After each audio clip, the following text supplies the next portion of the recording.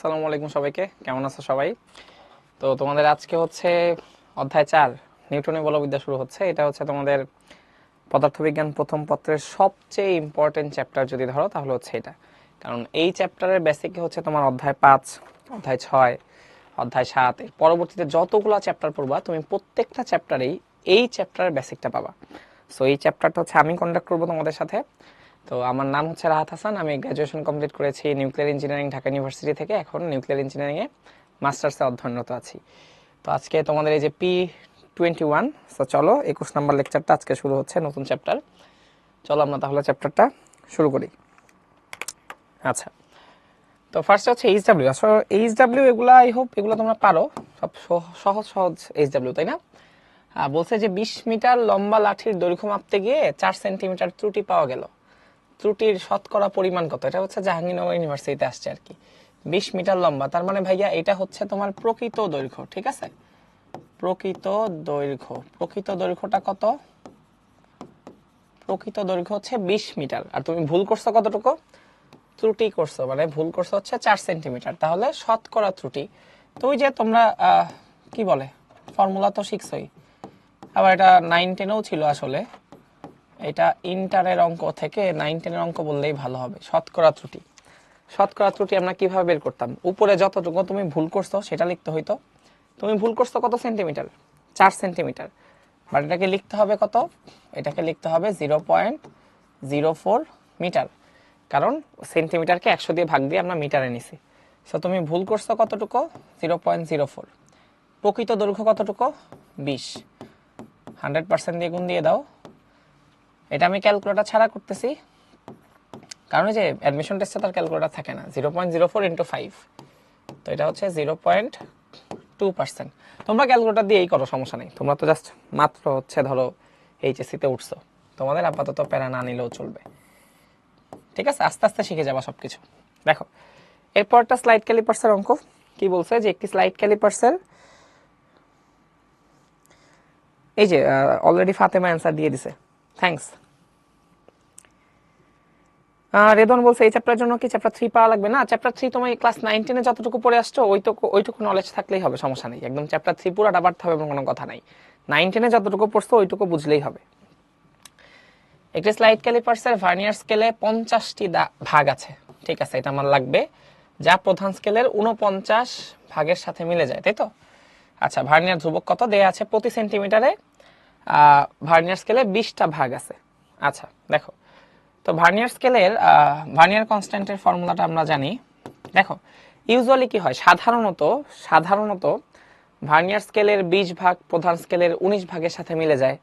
সাধারণত ভার্নিয়ার স্কেলের 10 ভাগ প্রধান স্কেলের 9 ভাগের সাথে মিলে যায়। সাধারণত ভার্নিয়ার স্কেলের 100 ভাগ প্রধান স্কেলের 99 ভাগের সাথে মিলে যায়।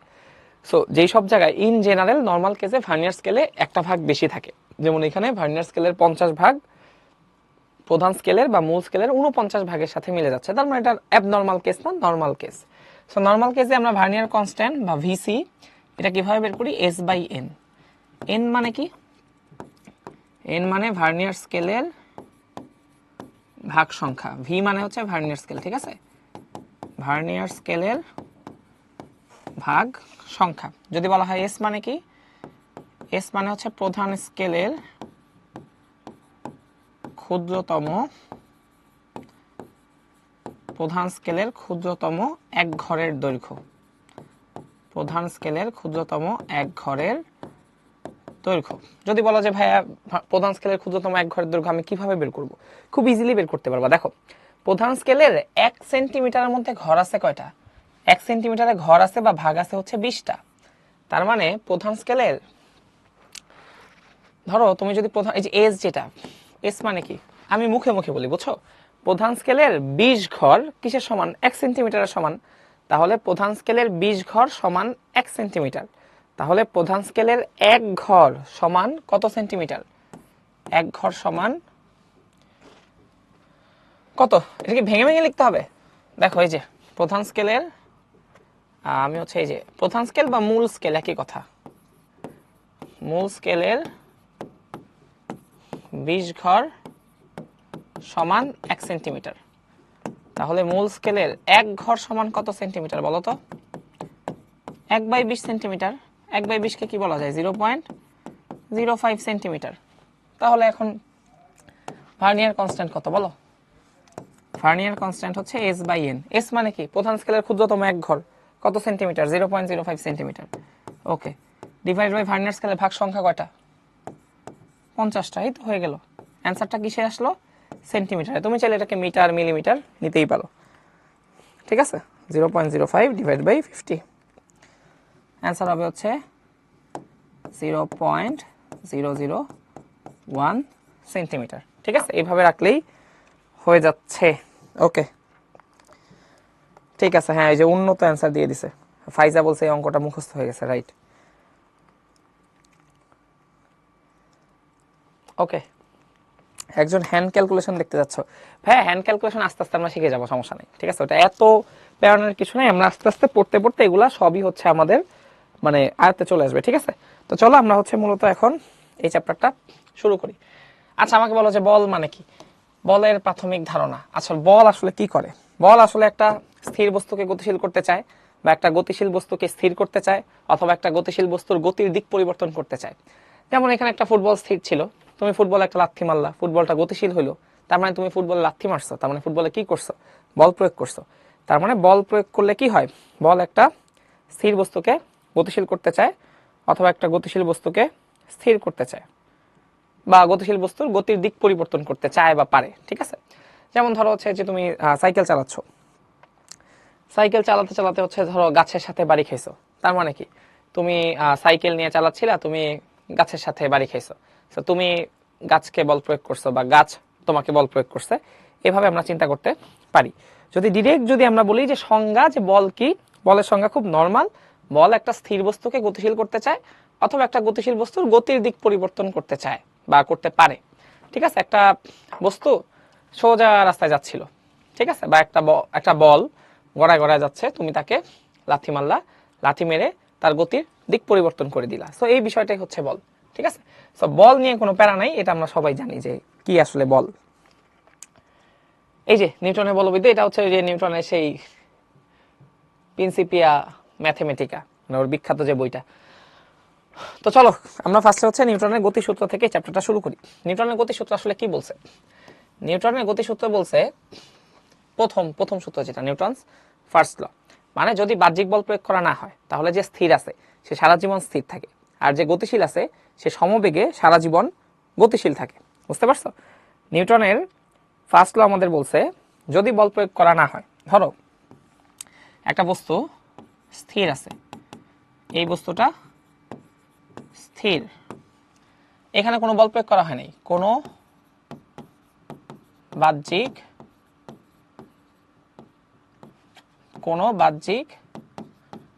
বল প্রয়োগ হয়নি, কোনো বাহ্যিক বল প্রয়োগ হয়নি। যদি কোনো বাহ্যিক বল প্রয়োগ না হয়, এই যে বস্তুটাকে স্থির দেখতেছো, স্থির দেখতেছো মানে কি? স্থির মানে কি? স্থির মানে এটার বেগ কত? ভাই স্থির মানে এটার বেগ হচ্ছে 0। স্থির মানে এটার বেগ হচ্ছে 0। সো বস্তুটাকে আমরা কি দেখতেছি? বস্তুটাকে আমরা স্থির দেখতেছি। যদি বাহ্যিক বল প্রয়োগ করা না হয়, তাহলে তুমি শুরুতে যখন ঘড়িতে সময় 0 সেকেন্ড, তখন এসে যদি বস্তুর বেগ পরিমাপ করো, দেখবা 0। ঠিক আছে, দেখবা 0। এরপর তুমি যদি ঘড়িতে যখন 10 বছর অতিক্রম হয়ে গেছে, তখন এসেও যদি চেক করো, বস্তুর বেগ দেখবা কত? বস্তুর বেগ দেখবা 0। তার মানে বাহ্যিক বল প্রয়োগ করা না হইলে যে স্থির ছিল সে সারা জীবনে কি থাকবে? স্থির থাকবে। ঠিক আছে, এখন ধরো এখানে একটা বস্তু চলতেছে, একটা বস্তু এখানে চলতেছে। ঠিক আছে, একটা বস্তু চলতেছে, ধরো সে 2 মিটার পার সেকেন্ড বেগে চলতেছে, এটা হচ্ছে তার বেগ। এখানেও f0, মানে কোনো বাহ্যিক বল প্রয়োগ করা হয় নাই। যখন তুমি শুরুতে দেখা শুরু করছো, শুরুতে দেখলা যে যখন ঘড়িতে সময় 0 সেকেন্ড, তখন দেখলা যে বস্তুর বেগ কত? 2 মিটার পার সেকেন্ড। যদি কোনো বাহ্যিক বল প্রয়োগ করা না হয়, তুমি 10 বছর পর এসেও যদি চেক করো, বা 5 বছর পর এসেও যদি চেক করো, এর বেগ কত দেখবা? 2 মিটার/সেকেন্ডই দেখবা। এইটাই হচ্ছে নিউটনের ফার্স্ট ল। হ্যাঁ, এখানে অবশ্যই ঘর্ষণ টর্ষণ কিছু নাই, তুমি আবার বললো না যে ভাই ঘর্ষণের কারণে তো বস্তুটা থেমে যাবে, না এরকম কিছু নাই। ঘর্ষণও তো এক ধরনের বাহ্যিক বল, তাই না? মানে কোনো ধরনের বাহ্যিক বলই নাই এখানে, কোনো ধরনের বাহ্যিক বল নাই, ঘর্ষণ টর্ষণ কিছু নাই, ঠিক আছে? যদি বাহ্যিক বল প্রয়োগ করা না হয় স্থির বস্তু, এই যে বাহ্যিক বল প্রয়োগ করা হয় নাই মানে হচ্ছে যে এফ হচ্ছে 0, ঠিক আছে? এফ হচ্ছে 0। তাহলে যে স্থির ছিল সে সারা জীবন স্থির থাকবে, আর যে একটা সমবেগে গতিশীল ছিল সে ওই সমবেগেই গতিশীল থাকবে, ঠিক আছে? এই যে তার বেগ আগে ছিল 2, এখনো বেগটা আছে কত 2, আগের ডিরেকশন যেদিকে ছিল এখনো ডিরেকশন সেদিকেই থাকবে। সিম্পল জিনিস, খুবই সিম্পল, ঠিক আছে? নাও একটা কুইজ চলে আসছে, কুইজটা অ্যান্সার দিয়ে দাও দেখি, কুইজটা অ্যান্সার দিয়ে দাও। কুইজ 1।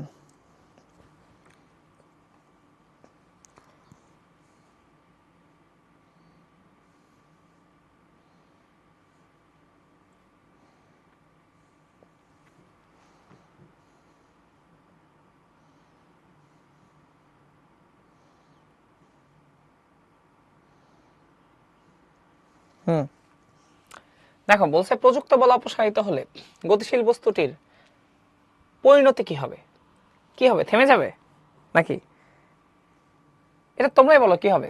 ধরো একটা বস্তুর উপর তুমি বল প্রয়োগ করতেছিলা, এখন তুমি যদি বলটা অপসারণ করো, তুমি যে বল প্রয়োগ করতেছিলা সেই বলটা যদি অপসারিত হয়, বল অপসারিত হয়েছে, ভাই বল অপসারিত হইলে মানে কি এখন বল প্রয়োগ হয়েছে না হয় নাই?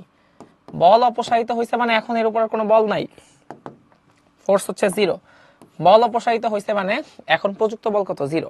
সো ভাই প্রযুক্ত বল যদি 0 হয়, যে স্থির ছিল সে সারা জীবন স্থির থাকবে। আর যার অলরেডি একটা বেগ আছে, যেহেতু গতিশীল বলছে মানে কি তার অলরেডি একটা বেগ আছে, তাহলে সে এই বেগটা নিয়ে সারা জীবন সমবেগে চলতে থাকবে, ঠিক আছে? ওকে,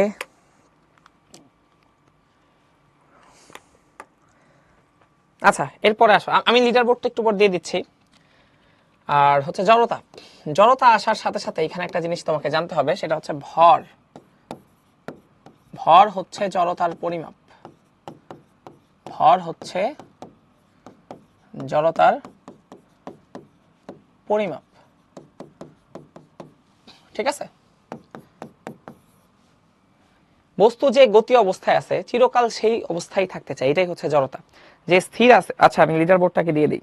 লিডার বোর্ডে দীপা আসো, সাইমন আসো, ফারহানা, সুলতানা, সকি, সকি আর সকি, আচ্ছা আরিফ আসো, মৃদুলা আসো, সাইকা আসো, নিঝুম আসো, খন্দকার, রেজওয়ানা আসো, আবিদ আসো, শিহাব আসো। হ্যাঁ, তোমাদের অনেক অনেক থামস আপ, থ্যাঙ্কস সবাইকে। ওকে, ঠিক আছে।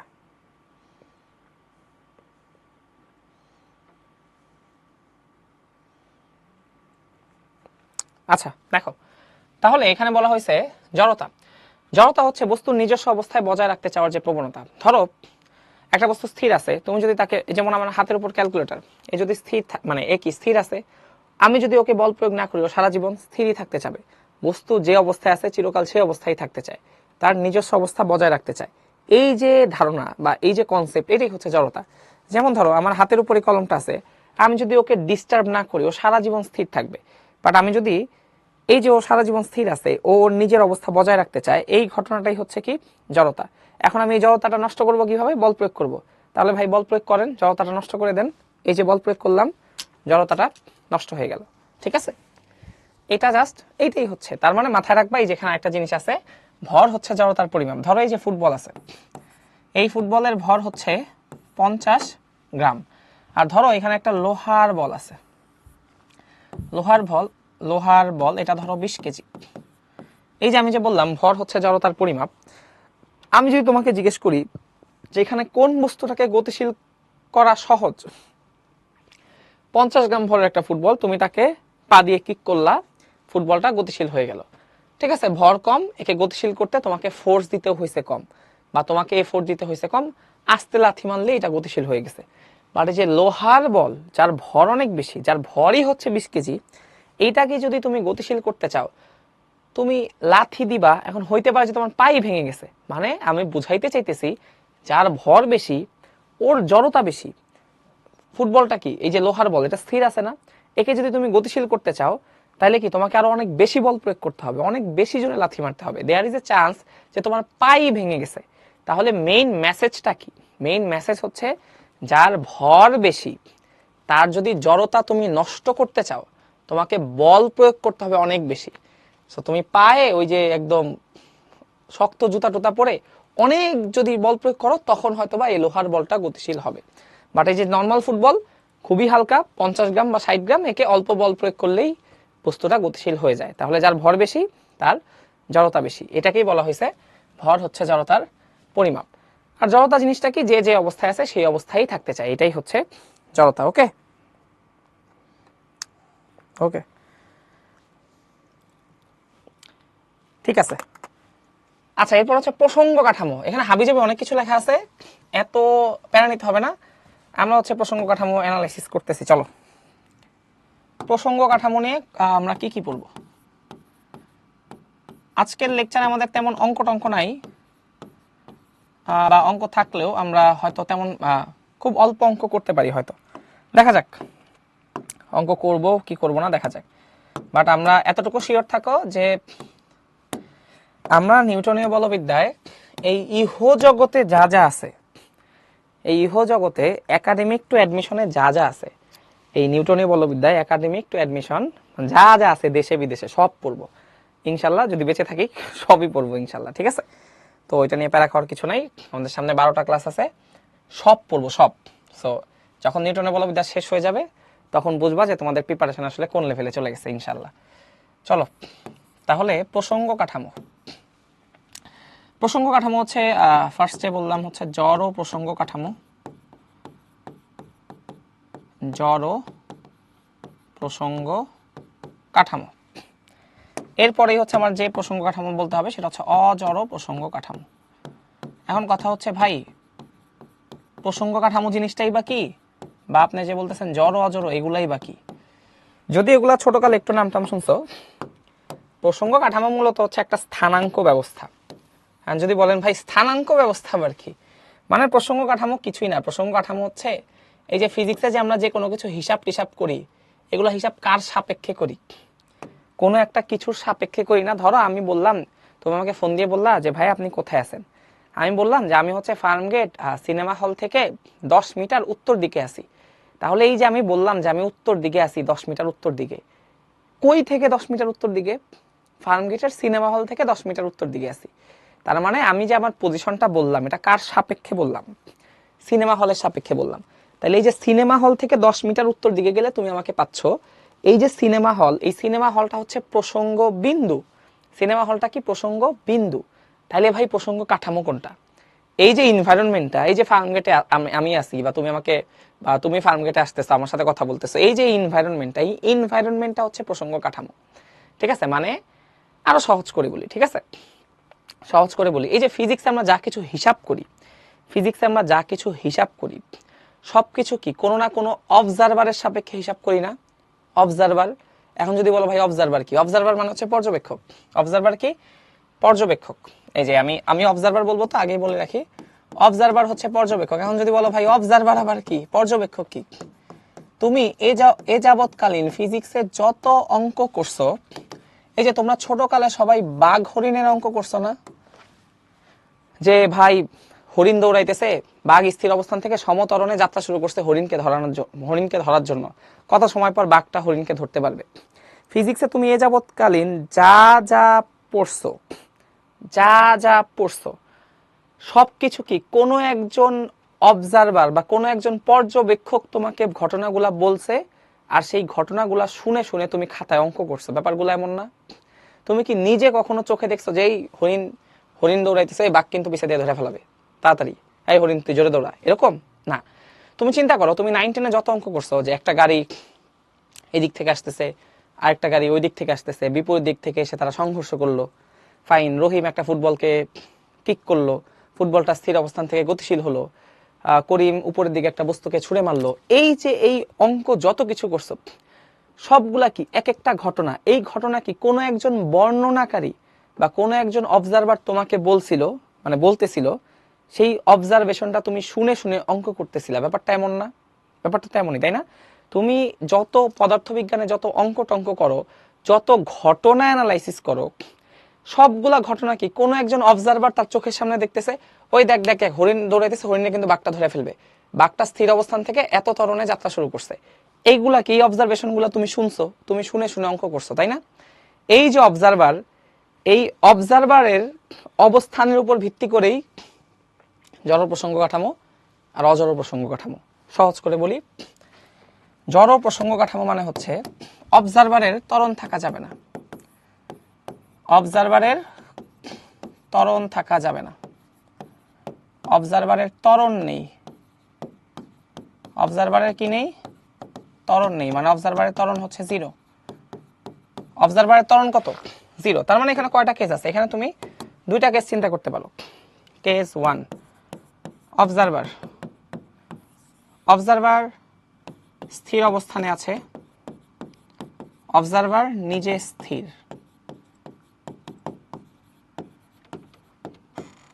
অথবা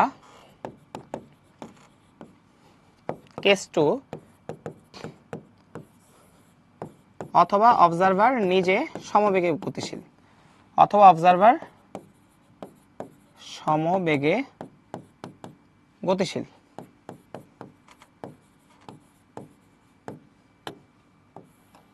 দেখো, মানে এই যে ঘটনা বলতেছে সে অবজারভার, হয় অবজারভার একটা গাছের নিচে চুপচাপ দাঁড়ায় দাঁড়ায় চা খাইছে আর হচ্ছে ঘটনাগুলো দেখছে, তোমাকে বলছে তুমি খাতায় অঙ্ক করছো এটা, অথবা অবজারভার সমবেগে গতিশীল হয়ে এই ঘটনাগুলো দেখছে।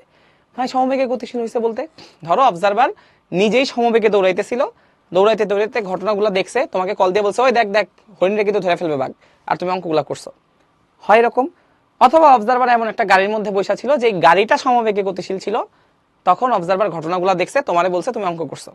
অথবা অবজারভার এমন একটা ট্রেনের মধ্যে বসা ছিল যে ট্রেনটা গতিশীল ছিল সমবেগে, তখন অবজারভার ঘটনাগুলো দেখছে, তোমাকে বলছে তুমি অঙ্ক করছো।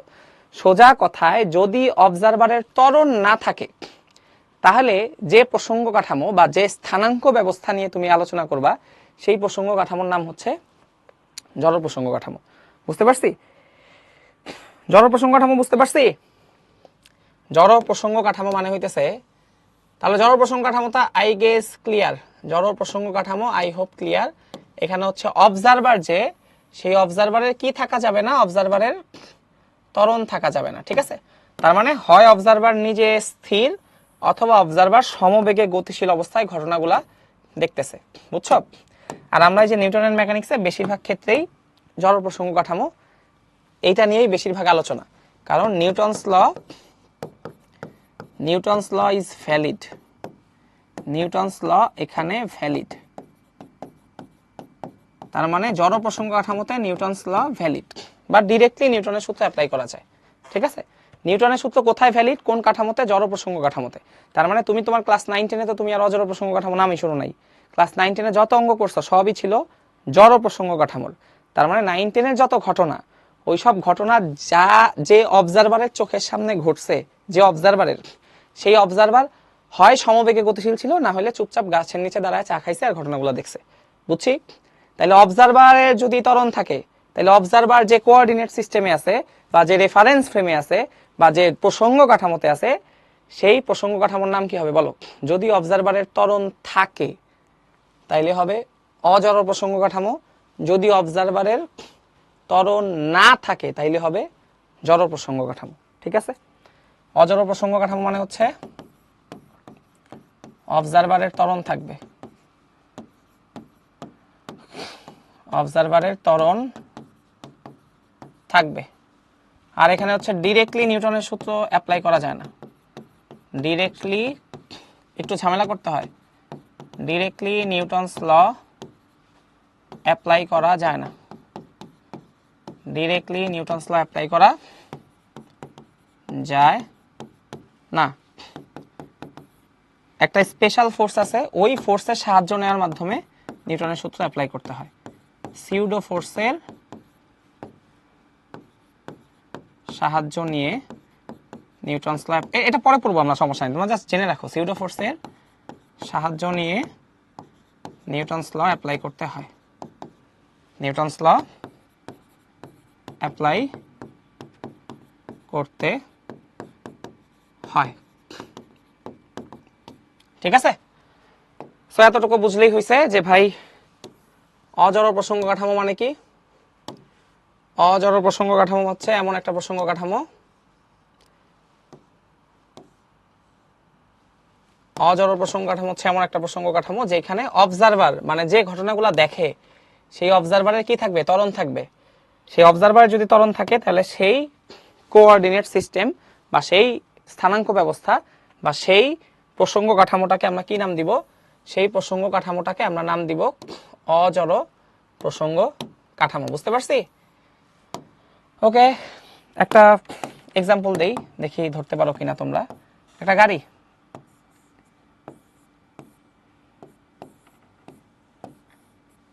একটা গাড়ি, গাড়ি ত্বরণে গতিশীল, একটা গাড়ি ত্বরণে গতিশীল। গাড়ির মধ্যে একজন পর্যবেক্ষক আছে, অবজারভার। গাড়ির মধ্যে একজন অবজারভার আছে। আমাকে বলো এই যে অবজারভার সে কি ইনার্শিয়াল অবজারভার নাকি নন ইনার্শিয়াল অবজারভার? আমি আগে বলি নেই, অজড় প্রসঙ্গ কাঠামো মানে ইংলিশে এটাকে বলে নন ইনার্শিয়াল রেফারেন্স ফ্রেম। এটাকে বলে নন ইনার্শিয়াল আরএফ। আরএফ মানে ভাই রেফারেন্স ফ্রেম, আর জড় প্রসঙ্গ কাঠামো মানে হচ্ছে ইনার্শিয়াল রেফারেন্স ফ্রেম। ঠিক আছে? আচ্ছা মানে বলো তো এই যে অবজারভার যে আছে গাড়ির মধ্যে, যে অবজারভার আছে সে তো গাড়ির মধ্যে চুপচাপ বসে আছে, তাহলে সে কি ইনার্শিয়াল অবজারভার না নন ইনার্শিয়াল অবজারভার বলো তো? গাড়ির মধ্যে যে বসে আছে সে কি ইনার্শিয়াল অবজারভার নাকি নন ইনার্শিয়াল অবজারভার? আমি জানতে চাই এই অবজারভারটা ইনার্শিয়াল অবজারভার নাকি নন ইনার্শিয়াল অবজারভার, বলো। এই অবজারভারটা ইনার্শিয়াল অবজারভার নাকি নন ইনার্শিয়াল অবজারভার? সবাই চ্যাট বক্সে লিখো। মুশফিকা বলছে অজড় প্রসঙ্গ কাঠামো। হ্যাঁ ঠিক আছে, এই হচ্ছে নন ইনার্শিয়াল অবজারভার। এই অবজারভারটা নন ইনার্শিয়াল। এখন যদি বলো যে ভাই নন ইনার্শিয়াল অবজারভার আপনি বুঝছেন কেমনে?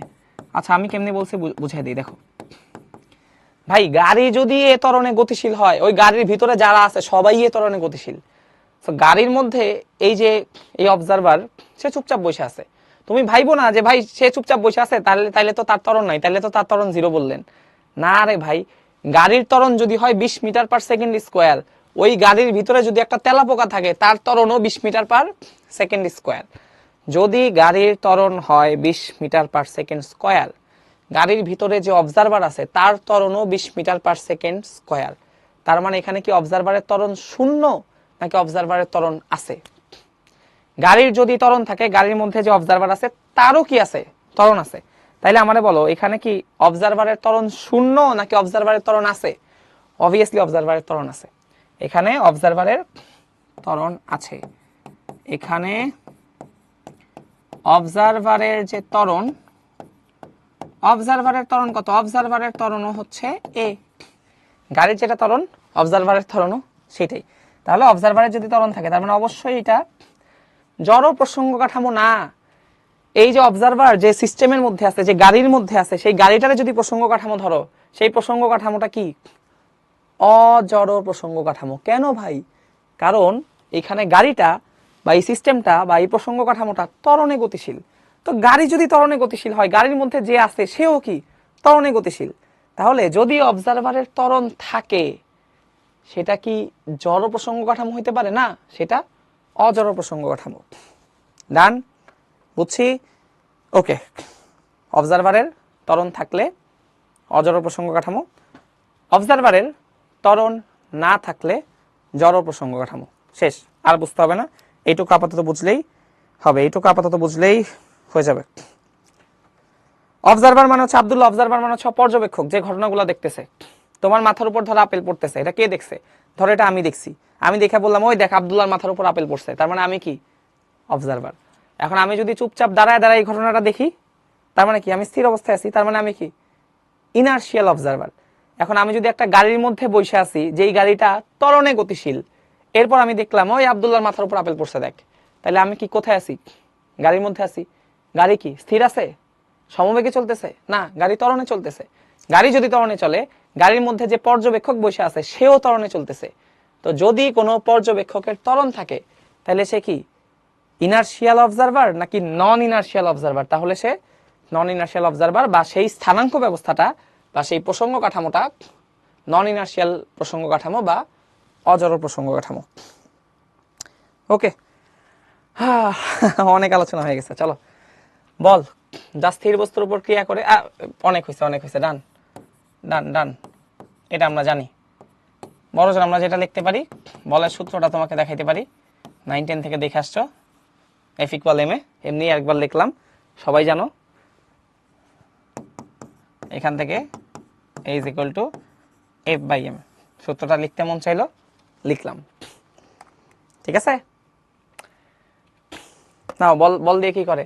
বলের নির্দিষ্ট দিক আছে, অবভিয়াসলি দিক আছে। এই যে আমার হাতের উপর একটা কলম আছে, আমি একে বল প্রয়োগ করলাম, অবভিয়াসলি এর একটা নির্দিষ্ট দিকে প্রয়োগ করবো। এই যে বল প্রয়োগ করলাম কোন দিকে? সোজা। ঠিক আছে, টোকাটা কোন দিলাম? কোন দিকে টোকা দিলাম? সোজা। বল প্রয়োগ করলাম কোন দিকে? সোজা। তার মানে বলের অবশ্যই দিক আছে। বল একটা কি রাশি? এটা অবভিয়াসলি দিক আছে, এটা একটা ভেক্টর রাশি ভাই। বল কি রাশি? বল তো ভেক্টর রাশি, সো দিক তো থাকবেই। বল জোড়ায় জোড়ায় ক্রিয়া করে, এটা ছোটকালে দেখছো ভাই। কেমনি দেখছি? ধরো আমি হাত দিয়ে একটা ঘুষি দিলাম এখানে, আমি দিলাম কি? ঘুষি দিলাম, আমি দিলাম ঘুষি। আমি মনিটরে বল প্রয়োগ করলাম 10 নিউটন, মনিটরও কিন্তু আমার হাতের উপর বল প্রয়োগ করলো কত? 10 নিউটন। পড়ছো না নিউটনের ক্রিয়া প্রতিক্রিয়া জোর, নিউটনের থার্ড ল। আমি দিলাম মনিটরে অ্যাকশন, মনিটর আমার হাতের উপর দিল কি রে ভাই? লেখা হয়ে যেতেছে, মনিটর আমার হাতের উপর দিল রিয়াকশন। ঠিক আছে, বল জোড়ায় জোড়ায় ক্রিয়া করে, 9-10-এ পড়ছো ওইটাই। বল যে কোনো বস্তুতে ত্বরণ সৃষ্টি করতে পারে, অবভিয়াসলি পারে ভাই। F = যদি ma হয়, A = কি? F/m না? বল থাকলে তো সে ত্বরণ সৃষ্টি করতে পারবেই। বল বস্তুর বিকৃতিও ঘটাইতে পারে, অবভিয়াসলি পারে। যদি বলো ভাই কিভাবে পারে? জুস খাবা, জুস খাওয়ার পর প্যাকেটটা ফুলায় ওটার উপর লাফ দিবা, ঠাস করে ফুটে যাবে, বিকৃত হয়ে যাবে। বা একটা বোতলের উপর পাড়া দিবা, তাহলে বোতলের শেপ কি বোতলের মতো থাকবে না কুচকে যাবে, দুমড়ে মুচড়ে যাবে? কেন? কারণ বল প্রয়োগ করছো। বল প্রয়োগ করে তুমি একটা বস্তুর আকার আকৃতির বিকৃতি ঘটাইতে পারো, অবশ্যই পারো।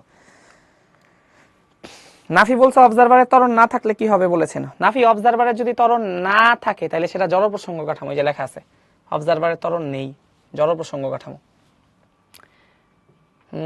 বিভিন্ন প্রকার বল,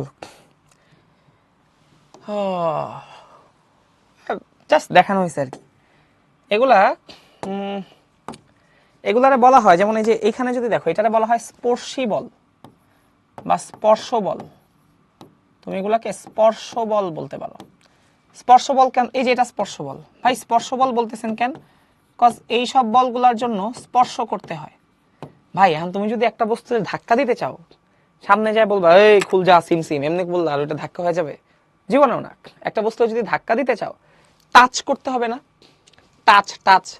তুমি যদি একজনকে ঘুষি মারতে চাও, হাওয়ার মধ্যে ঘুষি দিলে আর তার মাথার মধ্যে ঘুষি লেগে গেল, তার গালে ঘুষি লেগে গেল, গালে চল লেগে গেল, এরকম হবে না, টাচ করতে হবে। সো এইসব বল প্রয়োগের জন্য টাচের দরকার হয়, কন্টাক্টের দরকার হয়, তাদেরকে বলা হয় স্পর্শ বল বা কন্টাক্ট ফোর্স। ইংলিশে বলে হচ্ছে কন্টাক্ট ফোর্স। ঠিক আছে, খুবই সিম্পল নর্মাল। এই যে স্প্রিং ধরে টান দিছো, তোমার হাত কি টাচ করতে হয়েছে না? টাচ করে বল প্রয়োগ করছো, স্পর্শ বল। এই যে ধরো একটা সিক বেড, হাসপাতালে, এই লোকটা ধরো হাসপাতালে কাজ করে, একটা সিক বেড, সে হচ্ছে ধাক্কায় নিয়ে যেতেছে, টাচ করছে, টাচ, স্পর্শ বল। পৃথিবী আর সূর্যের মধ্যবর্তী যে আকর্ষণ বল, যাকে তোমরা মহাকর্ষ বল বলো, এইটা একটা অস্পর্শী বল। কেন? পৃথিবী কি সূর্যকে টাচ করছে? হ্যাঁ, পৃথিবী যদি সূর্যকে যেদিন টাচ করবে ওই দিন পৃথিবী ধ্বংস হয়ে যাবে। ঠিক আছে, পৃথিবী তো সূর্যকে টাচ করে নাই, পৃথিবী তো সূর্যকে টাচ করে নাই, ওটা হচ্ছে অস্পর্শী বল। ঠিক আছে, আবার যে তুমি যদি একটা চুম্বককে নিয়ে হচ্ছে যে লোহার সামনে ধরো, বা লোহার যেসব জিনিসপাতি আছে এদের সামনে ধরো, তাহলে দেখবা যে এরা চুম্বকে আকর্ষিত হবে। তুমি কি চুম্বককে লোহার গোড়ার সামনে নিয়ে ধরলেই দেখবা লোহার গুড়াগুলা আকর্ষিত হইতেছে, টাচ করাইতে হবে না। তুমি দেখবা যে এমনি সামনে যায় ধরছো, এমনি দেখবা আকর্ষণে ওগুলা চুম্বকের গায়ে লেগে যাবে। তার মানে চুম্বক বল কাজ করার জন্য নিয়ে টাচ লাগাইতে হয় না, সামনে নিয়ে ধরলেই হয়, টাচ লাগানোর প্রয়োজন নাই। এটারও বলা যায় অস্পর্শ বল বা অস্পর্শী বলও বলে। ঠিক আছে, স্পর্শী অস্পর্শী একই কথা, বাংলা তো একই। ঠিক আছে, অস্পর্শী বলও বলা যায়, মানে নন কন্টাক্ট ফোর্স, ইংলিশে বলে হচ্ছে নন কন্টাক্ট ফোর্স। ঠিক আছে, সহজ জিনিস, নর্মাল। হ্যাঁ হ্যাঁ মারুফ, এখানে দুইটা বল, তুমি তোমার বইতে যেটা আছে ওইটা পরে দেখতেছি, সমস্যা নেই। তুমি ফান্ডামেন্টাল ফোর্সের কথা বলছো তো, এই যে চলে আসছে এখন, নাও। এই যে ফান্ডামেন্টাল ফোর্স, মহাকর্ষ বল, তাড়িৎচুম্বক বল, সবল নিউক্লিয়, দুর্বল নিউক্লিয়। যদিও মানে ফিজিসিস্টরা এখন মূলত হচ্ছে এই যে দুর্বল নিউক্লিয় বল, এটাকে পার্ট অফ তাড়িৎচুম্বক বল কনসিডার করে, মানে উইক নিউক্লিয়ার ফোর্স এটাকে পার্ট অফ ইলেকট্রোম্যাগনেটিক ফোর্স হিসেবে চিন্তা করে। ঠিক আছে, সো ওই হিসেবে ফান্ডামেন্টাল ফোর্স লেখা যায় 3টা, বাট যেহেতু তোমাদের সিলেবাসে 4টা আছে, আমরা হচ্ছে 4টাই বলতেছি, বুঝছো? এখন ফিজিসিস্টরা ফান্ডামেন্টাল ফোর্স বলতে হচ্ছে 3টারে বুঝে আর কি। উইক নিউক্লিয়ার ফোর্স এটাকে তাড়িৎচুম্বক বল বা ইলেকট্রোম্যাগনেটিক ফোর্সের মধ্যেই চিন্তা করা হয়, বাট তোমার বইতে যেহেতু 4টা আছে, আমরা 4টাই বললাম। আমরা একে একে যদি আলোচনা করি, ধরো ফার্স্টে মহাকর্ষ বল নিয়ে যদি আলোচনা করতে চাই, ঠিক আছে, মহাকর্ষ বল আমরা হচ্ছে কি বলছে রেদন বলছে হার্ড ম্যাটারকে ফোর্স দিলে বিকৃতি হবে কিনা। হ্যাঁ, হার্ড ম্যাটারকে ফোর্স দিলে বিকৃতি হবে না, ওটা পূর্ণ দৃঢ় বস্তু। আমরা বললাম যে বল প্রয়োগ করলে তুমি বস্তুকে বিকৃত করতে পারো, বল প্রয়োগ করলেই যে বস্তু বিকৃত হয়ে যাবে এটা তো বলা হয় নাই, বলছে বল প্রয়োগে বস্তুর বিকৃত করা সম্ভব, এটাই। দেখো ফার্স্ট হচ্ছে মহাকর্ষ বল। ঠিক আছে, এটা হচ্ছে সবচেয়ে দুর্বল মৌলিক বল, সবচেয়ে দুর্বল মৌলিক বল, সবচেয়ে দুর্বল মৌলিক বল। তো মহাকর্ষ বল আমরা কি পড়ছি? মহাকর্ষ বল আমরা পড়ছি হচ্ছে, ধরো এটা একটা বিন্দু ভর m1, এটা একটা ভর হচ্ছে m2, এদের মাঝের দূরত্ব হচ্ছে r। সো এরা কি করে, এরা একজন আরেকজনকে কি করে বলতো, এই বস্তুটা ওই বস্তুটাকে আকর্ষণ করে, এই বস্তুটাও এই বস্তুকে আকর্ষণ করে, মানে m1 m2 কে f বলে টান দেয়, m2 ও m1 কে f বলে টান দেয়। মহাকর্ষ বল এটা শুধুমাত্র আকর্ষণধর্মী, মহাকর্ষ বল শুধুমাত্র আকর্ষণধর্মী। ঠিক আছে, এটা শুধুমাত্র আকর্ষণধর্মী। ঠিক আছে, এই যে বলটা এদের ভরের গুণফলের সমানুপাতিক, ছোটকাল থেকে পড়ছো, মধ্যবর্তী দূরত্বের বর্গের ব্যস্তানুপাতিক। ঠিক আছে, দুইটাকে একসাথে যদি লেখো m1 m2 by r square, সমানুপাতিক চিহ্ন উঠাই দিলে একটা কনস্ট্যান্ট দিতে হয়। এটা তোমরা পড়বা চ্যাপ্টার 6 এ, তোমাদের পড়া আছে, জাস্ট আপাতত জাস্ট খালি একটু দেখে রাখলা। যদি বলে ভাই জি মানে কি, জি মানে হচ্ছে সার্বজনীন মহাকর্ষীয় ধ্রুবক, জি মানে সার্বজনীন মহাকর্ষীয়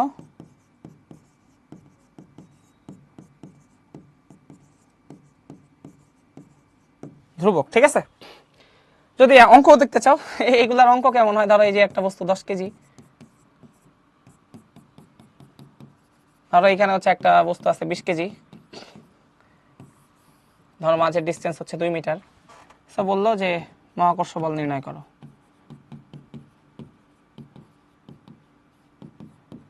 ঠিক আছে, যে এদের মধ্যবর্তী, ঠিক আছে, খুবই সিম্পল। এদের মধ্যবর্তী মহাকর্ষ বল কিভাবে বের করো বলো? F is equal to G m1 m2 divided by ডিস্টেন্সের স্কয়ার। জি এর ভ্যালু শিখতে হবে না, ওটা পরে শিখো, চ্যাপ্টার 6 এ শিখবা। আপাতত জাস্ট এমনি দেখে রাখো, এই তো অ্যান্সার কিছু একটা হবে। বাক্স বলের একক হচ্ছে নিউটন, ওটা লিখে রাখলাম। ঠিক আছে, এই হচ্ছে অবস্থা, বুঝছো?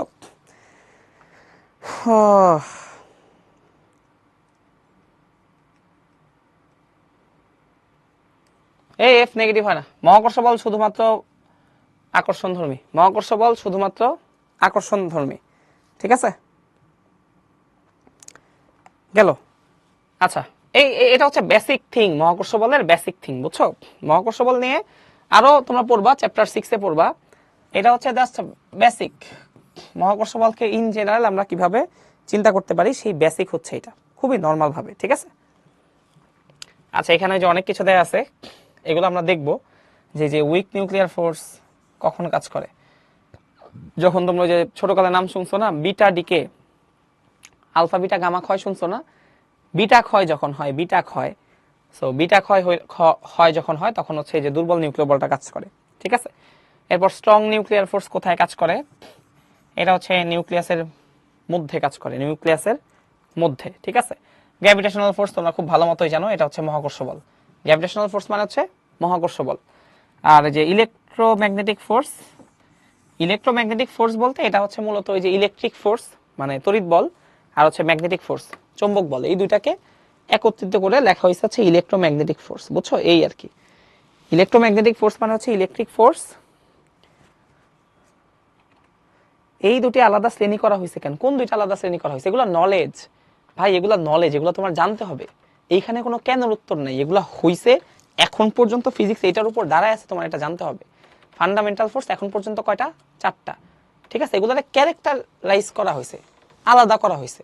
যে স্ট্রং নিউক্লিয়ার ফোর্স এটা আলাদা এক ধরনের বল, এটা শুধুমাত্র নিউক্লিয়াসের মধ্যেই দেখা যায়, অন্য কোথাও দেখা যায় না, এই কারণে এটা আলাদা একটা শ্রেণী, ঠিক আছে? মহাকর্ষ বল পৃথিবীতে যাদের যাদের ভর আছে সবাই একজন আরেকজনের নিজের দিকে আকর্ষণ করে, সেটা হচ্ছে মহাকর্ষ বল। সো এইটা একটা ধারা বা এটা একটা মৌলিক বল, আলাদা করা হয়েছে। চৌম্বক বল, তড়িৎ বল, এদেরকে নিয়ে আরেকটা ক্লাস, আরেকটা শ্রেণী বানানো হয়েছে, তড়িৎ চৌম্বক বল, বুঝতে পারছো? এগুলো আরো ডিটেইল আছে। তড়িৎ চৌম্বক বল কেন হচ্ছে ইলেকট্রিক ফোর্স আর ম্যাগনেটিক ফোর্সে আলাদা করা হইলো না, কেন ইলেকট্রোম্যাগনেটিক ফোর্সে একসাথে করা হয়েছে, এটার কিছু ব্যাপার আছে, বুঝছো? এটার কিছু ব্যাপার আছে, কারণ এটা তোমরা হচ্ছে চ্যাপ্টার 4-এ, সেকেন্ড পেপারের চ্যাপ্টার 4 পড়লে বুঝবা। কারণ ধরো একটা তারের মধ্য দিয়ে কারেন্ট যাইতেছে, না থাকে এগুলো না বলি, সব মাথায় রেখো যে ইলেকট্রোম্যাগনেটিক ফোর্স এটা related, electric field magnetic field related, ঠিক আছে? একটা তারের মধ্য দিয়ে যদি কারেন্ট যায়, সেই তারটা তার আশেপাশে কি তৈরি করে? সেই তারটা তার আশেপাশে চৌম্বক ক্ষেত্র তৈরি করে। সো ইলেকট্রিক ফিল্ড আর ম্যাগনেটিক ফিল্ড রিলেটেড, এই কারণে দুইটাকে একসাথে করা হয়েছে। জাস্ট মাথায় রাখো, নলেজ তো মাথায় রাখো। মহাকর্ষ বলকে দুর্বল বলা হয় নাই রে ভাই, মহাকর্ষ বলের ভ্যালু হচ্ছে সবচেয়ে কম, এই কারণে আমি লিখছি এটা সবচেয়ে দুর্বল মৌলিক বল, এটার ভ্যালু সবচেয়ে কম। এটার ভ্যালু মানে মহাকর্ষ বল যদি হিসাব করে বের করো সবচেয়ে কম হয়, এটাই, আর কিছু না, ঠিক আছে? সব কেনর কিন্তু কেন নাই, বুঝছো? কিছু আছে নলেজ যেগুলো আমার জানতে হবে, কেন তো পরে, এখানে তো ফিজিক্সের এক্সপ্লেনেশন শুরুই হয় নাই, ঠিক আছে? এগুলো তো হয়, এগুলো নলেজ তুমি জানতেছো, দ্যাটস ইট, ওকে? এই যে এখানে অনেক কিছু আছে, এগুলো আমরা দেখবো, জাস্ট মুখস্থ করে রেখো ফর বোর্ড এমসিকিউ, ঠিক আছে? ফর এমসিকিউ, ঠিক আছে? মহাকর্ষ বল এটার পাল্লা হচ্ছে অসীম, মানে মহাকর্ষ বল অনেক দূরে দূরে থাকলেও কাজ করে। যেমন যে পৃথিবী থেকে সূর্যের দূরত্ব কি অনেক বেশি না, বাট পৃথিবী আর সূর্যের মধ্যে কি আছে? মহাকর্ষ বল আছে না? সো মহাকর্ষ বল অনেক দূরে যদি দুইটা বস্তু থাকে তাও কাজ করতে পারে। সো মহাকর্ষ বলের পাল্লা হচ্ছে অসীম। আর দুর্বল নিউক্লিয় বল বলো বা সবল নিউক্লিয় বল বলো, এগুলো সব নিউক্লিয়াসের ভিতরে কাজ করে। তুমি যদি গুগলে সার্চ দাও যে নিউক্লিয়াসের ব্যাসার্ধ কত, দেখবা নিউক্লিয়াসের ব্যাসার্ধ হচ্ছে 10⁻⁻15 মিটার। সো এই নিউক্লিয় বলটা কোথায় কাজ করে? সবল নিউক্লিয় বল নিউক্লিয়াসের ভিতরে কাজ করে, এই কারণে এটার রেঞ্জ দেখানো হয়েছে। রেঞ্জ মানে যতটুকু পাল্লার মধ্যে কাজ করে, রেঞ্জ যতটুকু বাউন্ডারির মধ্যে নিউক্লিয় বল কাজ করে সেটা হচ্ছে 10⁻⁻15 মিটার। আর দুর্বল নিউক্লিয় বল ওই নিউক্লিয়াসের মধ্যেই কাজ করে, যখন হচ্ছে যে বিটা ক্ষয় হয় বা বিভিন্ন ধরো এরকম রেডিও অ্যাক্টিভ ট্রান্সমিউটেশন বলে আর কি এগুলারে, যখন হচ্ছে ধরো একটা পার্টিকেল তার আইডেন্টিটি চেঞ্জ করে, মানে যে ডিকে মিকে হয়, ডিকে বা ক্ষয় টয় হচ্ছে, বা তুমি তোমার মাথায় রাখো, তুমি আপাতত যতটুকু নলেজ জানো তুমি তো বিটা ডিকে সম্পর্কে জানো, তুমি জাস্ট এটাই মাথায় রেখো, যখন বিটা ক্ষয় হয় তখন দুর্বল নিউক্লিয় বল কাজ করে। ওইটার রেঞ্জ এরকমই, 10⁻⁻15 বা 10⁻⁻16 মিটার রেঞ্জের, এই রেঞ্জের, ঠিক আছে? এটা ধরো নিউক্লিয়াসের ভিতরে আরো শর্ট রেঞ্জে কাজ করে, জাস্ট এইটুকু মনে রেখো। আর তড়িৎচুম্বক বল এটাও হচ্ছে অসীম, এটাও অসীম রেঞ্জে কাজ করে, মানে একটা চার্জ আরেকটা চার্জ থেকে অনেক দূরে থাকলেও তাদের মধ্যে এই কি বলে তড়িৎচুম্বকীয় বল কাজ করে, চুম্বক বল বা তড়িৎ বল এটা কাজ করে অনেক দূরে দূরে থাকলেও, ঠিক আছে? জাস্ট এটা মাথায় রেখো, এই জিনিসগুলো জাস্ট আছে, এগুলো আমরা বলবো। তার আগে একটু একটু আমরা বলতেছি সবকিছু একটু একটু। চৌম্বক বল হচ্ছে এখন বললে তোমরা বুঝবা না। চৌম্বক বল হচ্ছে তোমাদের সেকেন্ড পেপারের চ্যাপ্টার 4, ওটা এখন বললে ধরতে পারবা না। সো আপাতত আমরা তড়িৎ বল নিয়ে একটু আলোচনা করি, যেটা বুঝতে পারবা। তড়িৎ বল, ধরো এটা একটা চার্জ Q1, এটা একটা চার্জ Q2, এদের মাঝের ডিসটেন্স হচ্ছে R। সো এদের মধ্যবর্তী তড়িৎ বল, এদের মধ্যবর্তী যে তড়িৎ বল, তোমরা 9 10-এ শিখছো যে এদের মধ্যবর্তী তড়িৎ বলটা কত, K Q1 Q2 by R square. যদি বলো ভাই K মানে কি, K মানে হচ্ছে কুলম্বের কনস্ট্যান্ট, কুলম্বের ধ্রুবক। আপাতত এটুকু মাথায় রেখো, ঠিক আছে? ওকে, এখন ধরো এখান থেকে যদি আমি তোমাকে এক্সাম্পল দেখাতে চাই, এটা তো তড়িৎ বল। তড়িৎ বল আকর্ষণধর্মী বিকর্ষণধর্মী সবই হইতে পারে। তোমরা জানো যে একটা প্লাস চার্জ আর একটা প্লাস চার্জকে কি করে, বিকর্ষণ করে। আবার একটা, হ্যাঁ হ্যাঁ নামাজের ব্রেক দিব, সমস্যা নেই, নামাজের ব্রেকে যে এখনই দিব, আর 2-3 মিনিট পরে দিয়ে দিব। দেখো তড়িৎ বল, এটা একটা প্লাস চার্জ আর একটা প্লাস চার্জকে কি করে, বিকর্ষণ করে। আবার একটা প্লাস চার্জ আর একটা মাইনাস চার্জকে কি করে, আকর্ষণ করে, তাই না? সো ধরো আমি যদি তোমাকে ভ্যালু দেই, ধরো এখানে হচ্ছে একটা চার্জ আছে 10 কুলম্ব, এখানে একটা চার্জ আছে ধরো হচ্ছে -4 কুলম্ব, মাঝখানে দূরত্ব ধরো 3 মিটার। তাহলে এরা কি করবে বলো তো? একটা প্লাস চার্জ আর একটা মাইনাস চার্জকে কি করবে, তারা একজন আরেকজনকে আকর্ষণ করবে, তারা একজন আরেকজনকে আকর্ষণ করবে। সেই আকর্ষণ বলটা কত, কে Q1 Q2, Q1 হচ্ছে 10, Q2 হচ্ছে -4, বাট আমি লিখবো হচ্ছে 4, আমি লিখবো কত, 4, ঠিক আছে? অ্যান্সার হচ্ছে বাক্স নিউটন। এখন তুমি বলবো আমি জানি যে ভাই Q1 Q2 আপনি তো 10-এর সাথে -4 লেখার কথা ছিল, বাট আপনি 4 লিখছেন কেন? দেখো 9 10-এ হয়তোবা তোমরা এই যে 10 × -4 লিখতা, বাট তোমরা ইন্টারমিডিয়েটে আসার পর তোমরা বুঝছো যে ভেক্টরের ভ্যালু কখনো মাইনাস হয় না। একটা ভেক্টর রাশি তার মান কিন্তু সবসময় পজিটিভ, তার মান, ভেক্টর রাশির ভ্যালু কখনো কি হয় না, নেগেটিভ হয় না। তাহলে আমি আমার কমন সেন্স থেকেই বুঝতেছি যে একটা প্লাস চার্জ আর একটা আছে হচ্ছে মাইনাস চার্জ, তাহলে এরা একজন আরেকজনের কি করবে, আকর্ষণ করবে। সো এটা আমি এমনিই জানি। সো আমি জাস্ট এখানে লিখে দিব যে এটা আকর্ষণ বল, ঠিক আছে? এটা আমাকে ওই মাইনাস হইলে আকর্ষণ বল এমন বলার কিছু নাই, আমি জাস্ট বলের মানটা বের করছি। এই কারণে সবকিছু দেখো প্লাস নিছি, তাই না? Q1 এর ভ্যালু নিছি, Q2 এর ভ্যালু -4 না নিয়ে 4 নিছি। আর আগে বলে দিছি যেহেতু একটা প্লাস চার্জ আর একটা মাইনাস চার্জ, আকর্ষণ বল। ঠিক সেরকম এখানে 10 কুলম, এখানে যদি 4 কুলম প্লাস থাকতো, মাঝখানে ডিসটেন্স ধরো হচ্ছে 3 মিটার, এইখানে কি লিখতাম, same Q1 Q2 divided by ডিসটেন্সের স্কয়ার। এটা বলে দিতাম কি বল, এটা হচ্ছে বিকর্ষণ বল, ঠিক আছে? এতটুকু হচ্ছে তোমাদের জাস্ট নর্মাল আইডিয়া। চৌম্বক বল নিয়ে কোনো আলোচনা করতে পারতেছি না ভাইয়া, কারণ চৌম্বক বল হচ্ছে এটার কনসেপ্টটা তোমাদের আপাতত নাই। চৌম্বক বলের কনসেপ্ট তোমরা সেকেন্ড পেপারে চ্যাপ্টার 4-এ শিখবো, ওখানে অনেক হাবিজাবি ইন্টিগ্রেশন করতে হবে, ওগুলা তোমরা ইন ফিউচার ইনশাল্লাহ শিখবা, সমস্যা নাই, ঠিক আছে? শামীম ইসলাম বলছে সান্দ্র বল কি? সান্দ্র বল হচ্ছে এক ধরনের বাধাদানকারী বল। এটা পানির মধ্যে, তুমি যখন একটা পানির মধ্য দিয়ে একটা বস্তুরে মুভ করাবা তখন সান্দ্র বল কাজ করে। আপাতত এইটুকু জানলেই হবে। দেখো আচ্ছা, এরপর আমি হচ্ছে তোমাদের এই যে ব্রেক দিব, তার আগে হচ্ছে আমি একটু এই সবল নিউক্লিয় বলটা একটু আলোচনা করে নিই। সবল নিউক্লিয় বল বা স্ট্রং নিউক্লিয়ার ফোর্স, এটা আলোচনা করে আমি একটু ব্রেকে যাই। স্ট্রং নিউক্লিয়ার ফোর্স, দেখো সবল নিউক্লিয়ার ফোর্স এটি নিউক্লিয়াসের অভ্যন্তরে কাজ করে। মাথায় রাখবে, এটা নিউক্লিয়াসের অভ্যন্তরে কাজ করে।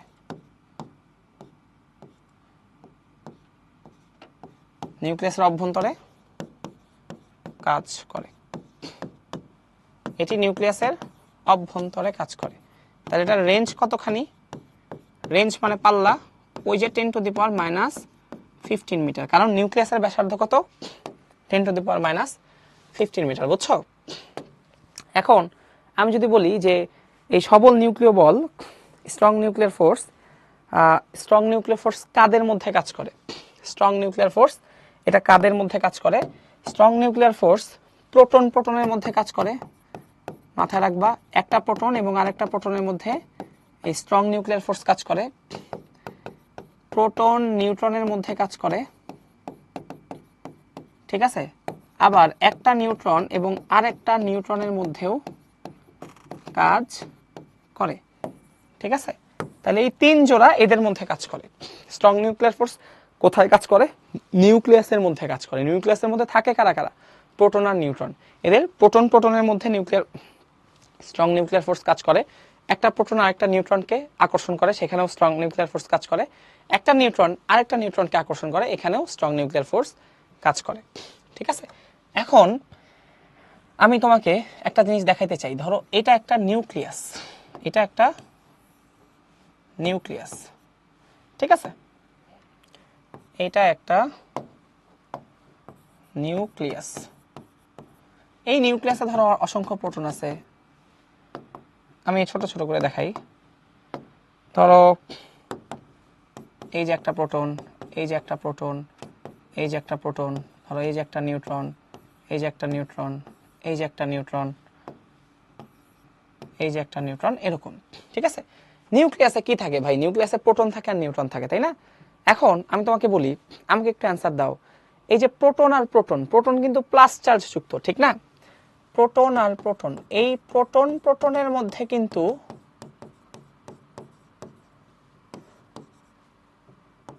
তড়িৎ বল কাজ করে, তাই না? এটা বিকর্ষণ ধর্মী। তো প্রোটনের মধ্যে একটা কি বিকর্ষণ বল কাজ করে না? একটা তড়িৎ বল কাজ করে, সেটা তো বিকর্ষণ ধর্মী। প্রোটনের মধ্যে কি কাজ করে ভাই? বিকর্ষণ বল কাজ করে। ভাই কেমনে বিকর্ষণ বল কাজ করে? আরে ভাই প্রোটনের চার্জ কি? প্লাস না? প্রোটনের চার্জ প্লাস, সাথে আরেকটা প্রোটন আছে, সেটার চার্জও কি প্লাস। তো একটা প্লাস চার্জ আর একটা প্লাস চার্জের মধ্যে কি কাজ করবে? বিকর্ষণ বল কাজ করবে। তাহলে এই যে একটা প্রোটন আর একটা প্রোটন, নিউক্লিয়াসের মধ্যে কি আছে? অসংখ্য প্রোটন আছে। ধরো এই যে এখানে নিউক্লিয়াস, এখানে 3টা প্রোটন আছে। তো আর ধরো 4টা নিউট্রন আমি দেখাইছি, ঠিক আছে? ধরতে পারো এটা হচ্ছে একটা লিথিয়াম পরমাণু ধরতে পারো, ধরো। তো এই একটা প্রোটন আর একটা প্রোটনকে বিকর্ষণ করে নিউক্লিয়াস থেকে বের করে দেয় না কেন? একটা প্রোটন, হ্যাঁ, নিউট্রন তো চার্জহীন, এটা তো প্রোটন লিখছি। প্রোটনের তো চার্জ +1, প্রোটনের তো চার্জ আছে। প্রোটনের তো তোমরা পড়ছো না, প্রোটনের আপেক্ষিক চার্জকে তোমরা ওই যে 9-10 এর বইতে লেখা ছিল।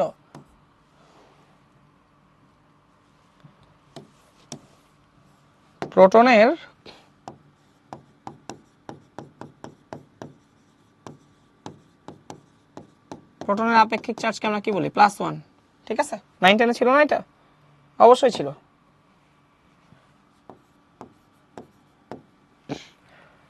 আচ্ছা, আমরা একটা নামাজের বেঁকে যাব এখন। তার আগে এই জিনিসটা একটু বলে যাই। প্রোটনের আপেক্ষিক চার্জ হচ্ছে +1। এখন একটা প্রোটন প্লাস চার্জ যুক্ত, আরেকটা প্রোটনও প্লাস চার্জ যুক্ত। তাহলে একটা প্রোটন আরেকটা প্রোটনকে ধাক্কা দিয়ে নিউক্লিয়াস থেকে বের করে দিল না কেন? কেন? কারণ স্ট্রং নিউক্লিয়ার ফোর্স আছে।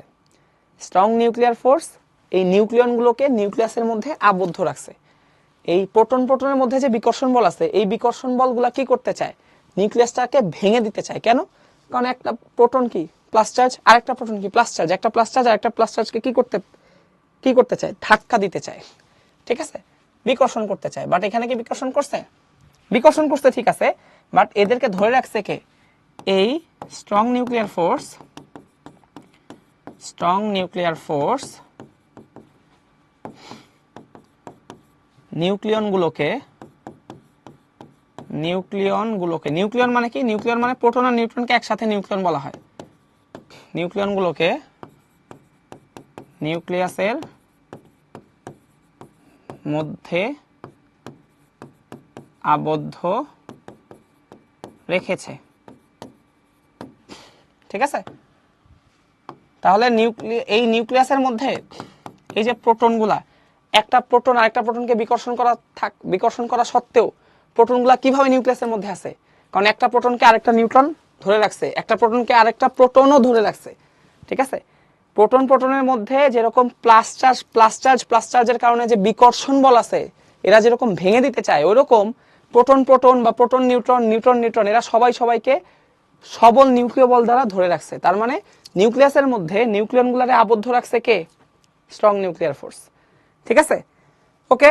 তো আমরা এখন একটা ব্রেকে যাচ্ছি, আমরা একটা মাগরিবের ব্রেকে যাচ্ছি। ওকে, ঠিক আছে, একটা ব্রেকে যাচ্ছি, সবাই নামাজটা পড়ে ফেলো।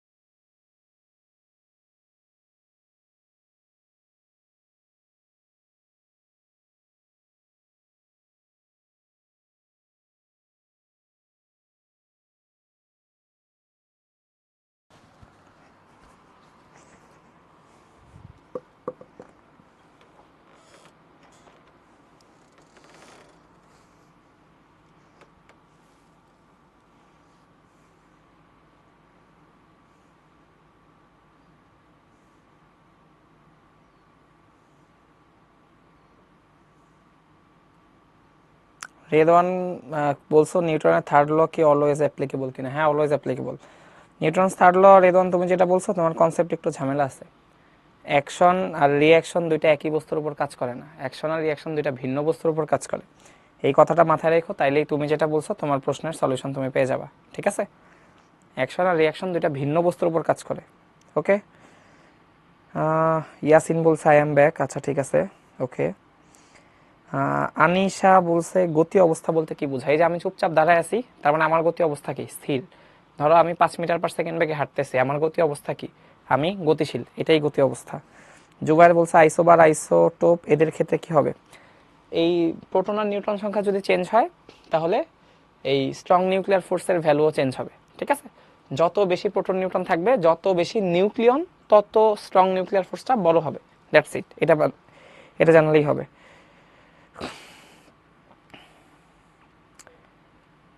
শাহরিয়ার বলছে নিউট্রন নিউট্রনকে বিকর্ষণ করে। না না, নিউট্রন নিউট্রনকে বিকর্ষণ করে না, প্রোটন প্রোটনকে বিকর্ষণ করে। নিউট্রনের তো চার্জ নাই, নিউট্রন তো চার্জহীন, নিউট্রন চার্জহীন। সো নিউট্রন নিউট্রনকে বিকর্ষণ করার কিছু নাই।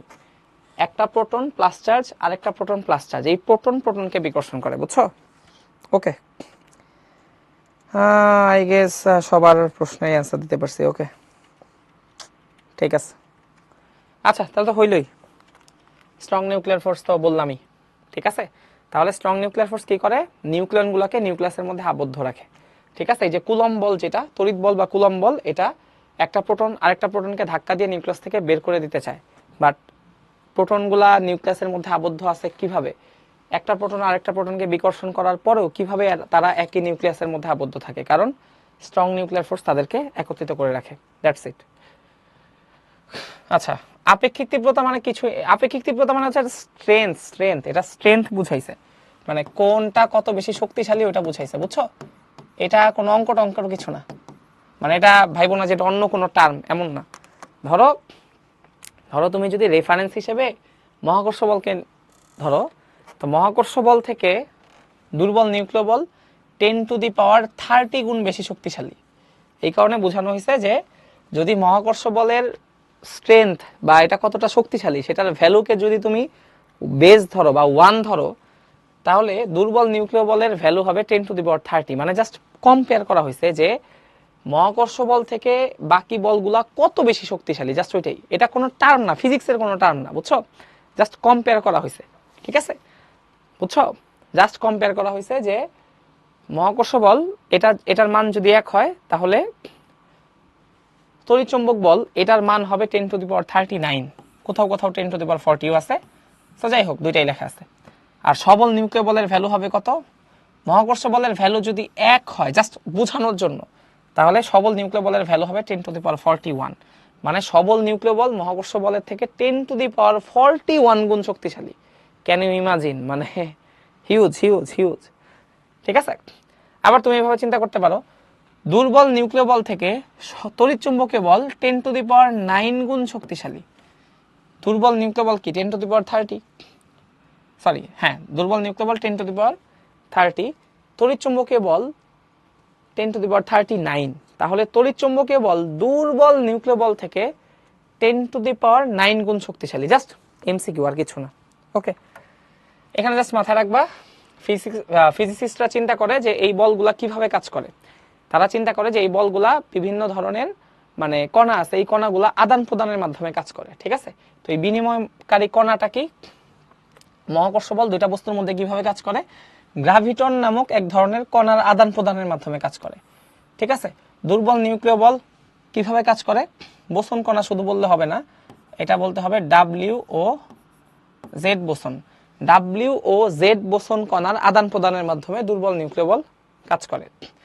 তড়িৎচুম্বকীয় বল কিভাবে কাজ করে? ফোটনের আদান প্রদান মাধ্যমে বা ফোটন কণার আদান প্রদানের মাধ্যমে দুইটা চার্জের মধ্যে ইলেকট্রিক ফোর্স বা দুইটা ম্যাগনেটের মধ্যে ম্যাগনেটিক ফোর্স কাজ করতে পারে। সবল নিউক্লিয় বল কিভাবে কাজ করে? মেসন কণার আদান প্রদানের মাধ্যমে সবল নিউক্লিয় বল কাজ করে। জাস্ট এমসিকিউ, এগুলো তোমরা জানো, এগুলো বলার কিছু নাই, অলরেডি আমরা বলে দিছি। হ্যাঁ, জাস্ট একটা কথা, দুর্বল নিউক্লিয় বল যেটা, দুর্বল নিউক্লিয় বল হচ্ছে বোসন, মানে WZ বোসন বললেই হবে, ঠিক আছে। দুর্বল নিউক্লিয় বলের যে ফোর্সের যে ক্যারিয়ার সেটা হচ্ছে WZ বোসন, শুধু বোসন বলো না, সেটা হচ্ছে WZ বোসন বলবা। ওকে, বুঝছি? ওকে, আচ্ছা আমাকে একটা এক্সাম্পল দাও এখন, সেটা হচ্ছে, আচ্ছা আমাকে বলো তো নিউট্রন আর প্রোটনকে কি ভাঙা যায়? দেখি এটা বলো তো, নিউট্রন আর প্রোটনকে কি ভাঙা যায়?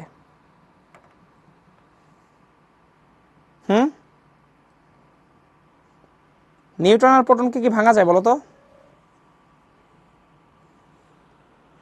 হ্যাঁ হ্যাঁ, যায় যায় যায় যায়, নিউট্রন আর প্রোটনকেও ভাঙা যায়। দেখো, নিউট্রন আর প্রোটনকেও ভাঙা যায়, মাথা রাখবা।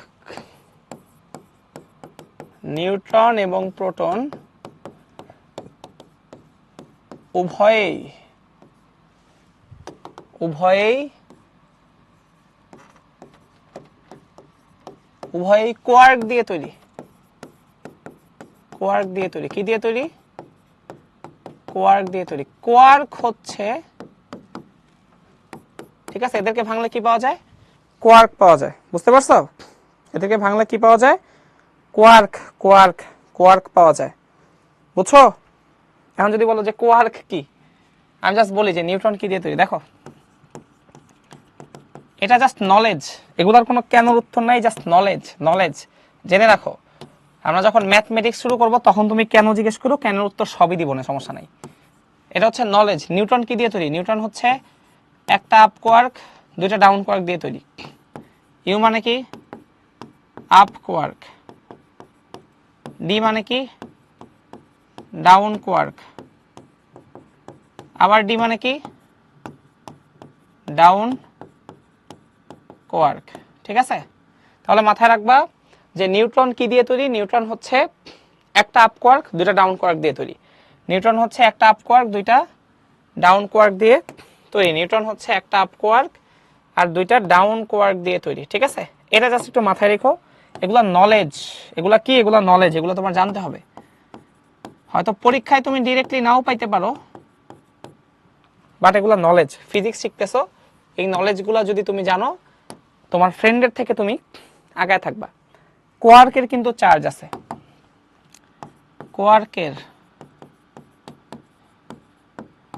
কোয়ার্কের যদি আপেক্ষিক চার্জ আমরা দেখি, কোয়ার্ক কিন্তু চার্জহীন না ভাই, ঠিক আছে? কোয়ার্কের আপেক্ষিক চার্জ আছে। আপ কোয়ার্কের আপেক্ষিক চার্জ হচ্ছে +2/3, ডাউন কোয়ার্কের আপেক্ষিক চার্জ হচ্ছে -1/3। তাইলে এবার আমারে বলো যে ভাই নিউট্রনের চার্জ কত? বলো নিউট্রনের চার্জ কত, তোমরাই বলো। নিউট্রনের চার্জ 0 না? কেন 0 দেখো, তোমাদের দেখায় দিই। নিউট্রন কি দিয়ে তৈরি? নিউট্রন একটা আপ কোয়ার্ক আর দুইটা ডাউন কোয়ার্ক দিয়ে তৈরি। আপ কোয়ার্কের চার্জ কত? 2/3। ডাউন কোয়ার্কের চার্জ কত? -1/3। তাহলে সব মিলে নিউট্রনের চার্জ কত আসছে? 0। বুঝছো নিউট্রনের চার্জ কেন 0? নিউট্রনের চার্জ কেন 0 বুঝতে পারছো? বুঝতে পারছো নিউট্রনের চার্জ কেন 0? এখন আমি বলি যে প্রোটন কি দিয়ে তৈরি। প্রোটন তৈরি হচ্ছে দুইটা আপ কোয়ার্ক, একটা ডাউন কোয়ার্ক। প্রোটন হচ্ছে দুইটা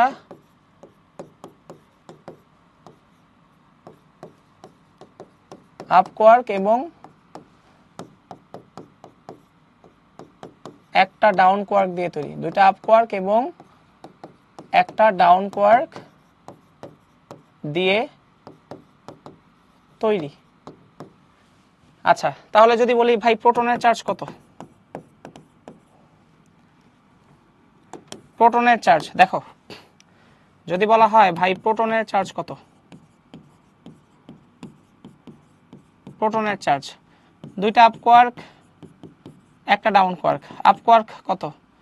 আপ কোয়ার্কের চার্জ হচ্ছে 2/3, আরেকটা আপ কোয়ার্কের চার্জ 2/3, ডাউন কোয়ার্কের চার্জ হচ্ছে -1/3। তাহলে কত হইল?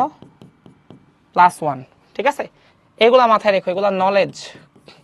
এগুলা যখন তুমি জানবা তোমার ফ্রেন্ডের থেকে তুমি আগায় থাকবা, দ্যাটস ইট। এগুলা যখন তুমি জানবা তোমার ফ্রেন্ডের থেকে তুমি আগায় থাকবা না ভাই, কোয়ার্ককে ভাঙা যায় না, কোয়ার্ক হচ্ছে ফান্ডামেন্টাল পার্টিকেল ধরতে পারো, ঠিক আছে, বুঝছি, ওকে। না না, ইলেকট্রন ইলেকট্রন ফান্ডামেন্টাল পার্টিকেল, ইলেকট্রনের ভাঙা যায় না, ঠিক আছে, electron fundamental particle, but proton আর নিউট্রনের ভাঙা যায়। প্রোটন আর নিউট্রনের ভাঙলে কি পাওয়া যায়, নিউট্রনের ভাঙলে এই যে একটা আপ কোয়ার্ক দুইটা ডাউন কোয়ার্ক পাওয়া যায়, আর প্রোটনকে ভাঙলে দুইটা আপ একটা ডাউন কোয়ার্ক পাওয়া যায়। দেখো এবার আমরা হচ্ছে দুর্বল নিউক্লিয় বল বা উইক নিউক্লিয়ার ফোর্সটা একটু আলোচনা করতে চাই। যখন দেখবা যে কোনো পার্টিকেল কি করে, আইডেন্টিটি চেঞ্জ করে। ভাই আইডেন্টিটি চেঞ্জ করা মানে কি, ধরো একটা প্রোটন নিউট্রনে কনভার্ট হয়েছে বা একটা নিউট্রন একটা প্রোটনে কনভার্ট হয়েছে, মানে যখন এরকম কনভার্সন দেখবা, ঠিক আছে, যেগুলোকে আমরা রেডিও অ্যাক্টিভ ট্রান্সমিউটেশন বলি, ঠিক আছে, বা তুমি চিন্তা করতে পারো, এই তুমি ক্ষয় চিন্তা করতে পারো, ঠিক আছে, ক্ষয়, যেমন বিটা ডিকেটা আমি দেখাই দিই, বারবার অনেকে বিটা ডিকের কথা বলছো তো, সো বিটা ডিকেটা দেখা দিই। যখন বিটা ডিকে হয়, beta decay, so beta decay বা বিটা ক্ষয়, বিটা ডিকে যখন হয়, বিটা ডিকেতে কি হয়, বিটা ডিকেতে কি হয়, একটা নিউট্রন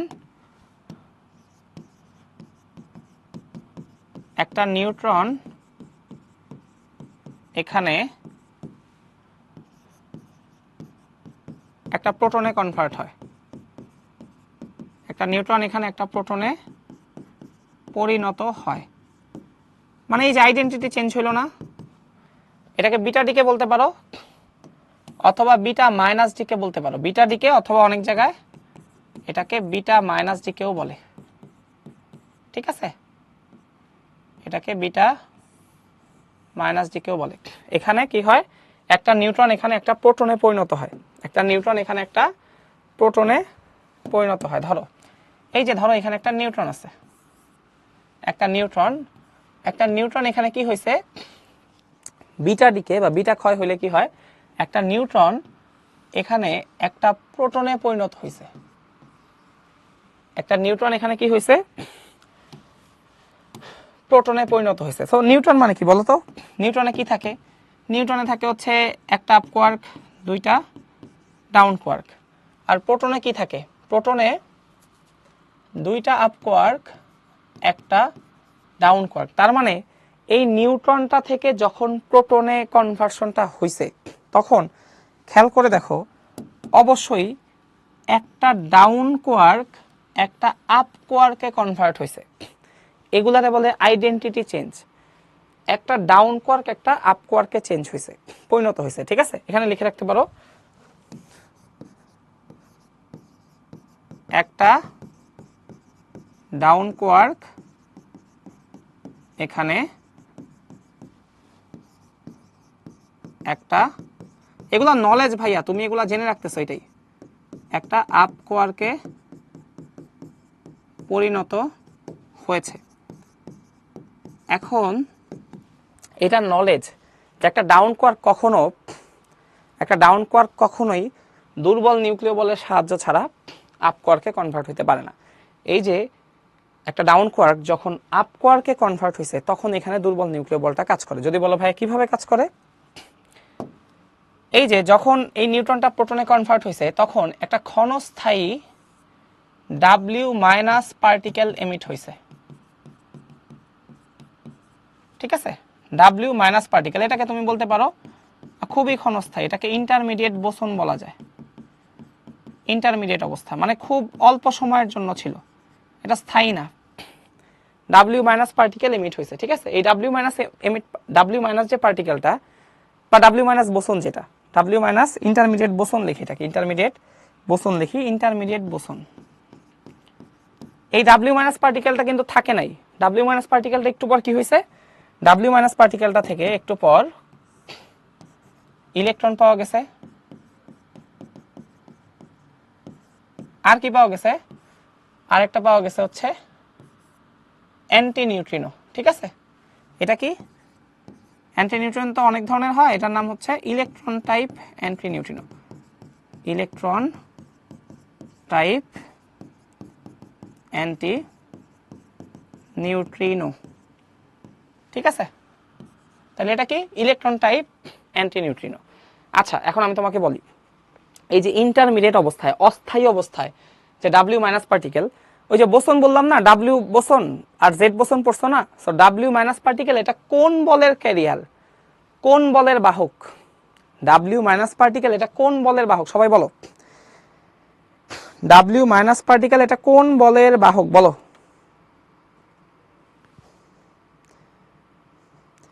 এমএস মিম বলছে অ্যান্টি নিউট্রিনো কি, এগুলো তোমার জানতে হবে না ভাইয়া। অ্যান্টি নিউট্রিনো কি তুমি জাস্ট বলতে পারো যে এটা নিউট্রিনোর অ্যান্টি পার্টিকেল, আর কিছু না। এগুলো তুমি যখন পার্টিকেল ফিজিক্স নিয়ে পড়বা, তুমি যখন ধরো হচ্ছে একদম পিওর ফিজিক্স ডিপার্টমেন্টে যে পার্টিকেল ফিজিক্স নিয়ে পড়বা, তখন এগুলো জানবা। এগুলার দরকারই তোমার জীবনে আর দরকার নাই, জাস্ট নলেজ তুমি জেনে রাখতেছো, এটাই অনেক। ঠিক আছে, এই যে হ্যাঁ ডাব্লিউ মাইনাস পার্টিকেল যে যে ইন্টারমিডিয়েট অবস্থায় বা ক্ষণস্থায়ী অবস্থায় যে ডাব্লিউ মাইনাস পার্টিকেলটা তৈরি হয়েছিল, এটা কোন বলের বাহক? দুর্বল নিউক্লিয় বলের। ঠিক আছে, এইটা হচ্ছে একটা বিটা ডিকে, এটা একটা বিটা ডিকের এক্সাম্পল, বা বিটা মাইনাস ডিকে কিভাবে কাজ করে। ঠিক আছে, এই যে নিউট্রনটা প্রোটনে কনভার্ট হয়েছে, অস্থায়ী অবস্থায় ডাব্লিউ মাইনাস পার্টিকেলটা ইমিট হয়েছিল, দেন ডাব্লিউ মাইনাস পার্টিকেল থেকে একটা ইলেকট্রন এবং একটা অ্যান্টি নিউট্রিনো পাওয়া গেছে। এইটাই, আর কিছুই জানতে হবে না। তুমি জাস্ট কি জানলা, এটাই জানলা যে মানে প্রোটন আর নিউট্রনেও ভাঙা যায়। এটা হচ্ছে তোমার একটা নলেজ। আরেকটা নলেজ কি? আরেকটা নলেজ হচ্ছে প্রোটন আর নিউট্রন কি দিয়ে তৈরি? কোয়ার্ক দিয়ে তৈরি। ঠিক আছে, নিউট্রন হচ্ছে একটা আপ কোয়ার্ক দুইটা ডাউন কোয়ার্ক দিয়ে তৈরি, প্রোটন হচ্ছে দুইটা আপ কোয়ার্ক একটা ডাউন কোয়ার্ক দিয়ে তৈরি। আর যখন বিটা ক্ষয় হয় তখন এই যে কোয়ার্কটা একটা ডাউন কোয়ার্ক একটা আপ কোয়ার্কে কনভার্ট হয়। এই কনভার্টটা কিভাবে হয়? দুর্বল নিউক্লিয় বলের সাহায্যে হয়। ঠিক আছে, এই কনভার্সনটা দুর্বল নিউক্লিয় বলের সাহায্য ছাড়া হয় না। ঠিক আছে, আপাতত তোমার লেভেলে যে তুমি এতটুকু জানতেছো, এইটাই বাংলাদেশের ধরো 0.1% স্টুডেন্টও জানে না, বুঝছো? সেটাই যে জানতেছো এটাই অনেক, জাস্ট নলেজ হিসেবে মাথায় রাখো, তাইলেই হবে। বিটা ডিকে কি? বিটা ডিকে হচ্ছে একটা একটা ডিকে প্রসেস। এক্সামে আসবে না এগুলো, এক্সামে আসবে না। ঠিক আছে, ফার্স্ট লেকচার তাই তোমাদের দেখা রাখলাম, এগুলো এক্সামে আসবে না। ঠিক আছে, এগুলো এক্সামে আসবে না। নাও এটা লিখো, কোয়ার্ক কি? কোয়ার্ক হচ্ছে প্রোটন আর নিউট্রনের ভাঙলে যেটা পাওয়া যায়। প্রোটন আর নিউট্রন কি ভাই? নিউক্লিয়াসে ভাঙলে যা পাওয়া যায়। নিউক্লিয়াসে ভাঙলে কি পাইছো? প্রোটন আর নিউট্রন। প্রোটন আর নিউট্রনে ভাঙলে পাইছো কি? কোয়ার্ক। এইটুকুই জেনে রাখা লাগবে না, বুঝছো রাইসা? কোয়ার্কটা কি বুঝছো? কোয়ার্ক হচ্ছে প্রোটন আর নিউট্রনে ভাঙলে পাওয়া যায়। কোয়ার্কলে আর ভাঙা যায় না, কোয়ার্ক হচ্ছে ফান্ডামেন্টাল পার্টিকেল। যদি বলতে চাও ভাই কোয়ার্ক কি, কোয়ার্ক হচ্ছে ফান্ডামেন্টাল পার্টিকেল। এই যে কোয়ার্ক, কোয়ার্ক এটা কি? ফান্ডামেন্টাল, মানে কোয়ার্ক আর তুমি ভাঙতে পারবে না। ঠিক আছে, এগুলো অনেক জেনে ফেলতেছো, আমরা তো আর পার্টিকেল ফিজিসিস্ট হইতেছি না, তাই না? তো অনেক জানছো। ওকে, না ওই যে কুইজ 2 এর অ্যান্সার দাও। ঠিক আছে, বহুত জেনে ফেলছো, এত জেনে কি হবে বলো? এটা খুব নর্মাল ভাই। গাছের একটা আপেল পৃথিবীকে ছোট এফ বলে আকর্ষণ করতেছে, আবার পৃথিবী আপেলকে বড় এফ বলে আকর্ষণ করতেছে, তাইলে কি কি? ক্লাস 9 এর কোশ্চেন, ক্লাস 9 এর বইয়ের কোশ্চেন বলো। মহাকর্ষ বলে তোমরা কি পড়ছো ভাই? এই হচ্ছে পৃথিবী। মহাকর্ষ বল কি? যে কোনো দুইটা ভরের মধ্যকার মধ্যবর্তী আকর্ষণ বল, তাই তো? সো ধরো এখানে একটা আপেল আছে, এখন এই আপেল আর পৃথিবীর মধ্যকার কি বল? আকর্ষণ বল। ভাই খুবই কমন সেন্স, আপেল পৃথিবীকে যে বলে আকর্ষণ করতেছে, পৃথিবীও আপেলকে সেম বলেই আকর্ষণ করতেছে। এটা খুব সিম্পল, ক্লাস 9-10 এর বই দেখো এটা আছে। সেম সেম, এটা আবার জিজ্ঞেস করতে হবে কেন? এটা তো সেম। পৃথিবী আপেলকে যে বলে আকর্ষণ করতেছে, আপেলও পৃথিবীকে সেই বলে আকর্ষণ করতেছে। দেখো এটা রুয়েটে আসছে, আল্লাহ সহজ। কোন কণার পারস্পরিক বিনিময়ের ফলে দুর্বল নিউক্লিয় বল কার্যকর হয়? মাত্র পড়ছো, বোসন কণা, WZ বোসন। এই যে WZ বোসন। ঠিক আছে, দেখি লিডার বোর্ডের কি অবস্থা। উন্নত আছো, রাব্বি আছো, সামিহা আছো, আবিদ আছো, মৌমিতা আছো, রিফাত ইসলাম আছো, বৈশাখী আছো, জাইনা আছো, সুমাইয়া আছো, রিনি আছো। থামস আপ সবার জন্য, ধন্যবাদ। ওকে, কই গেল?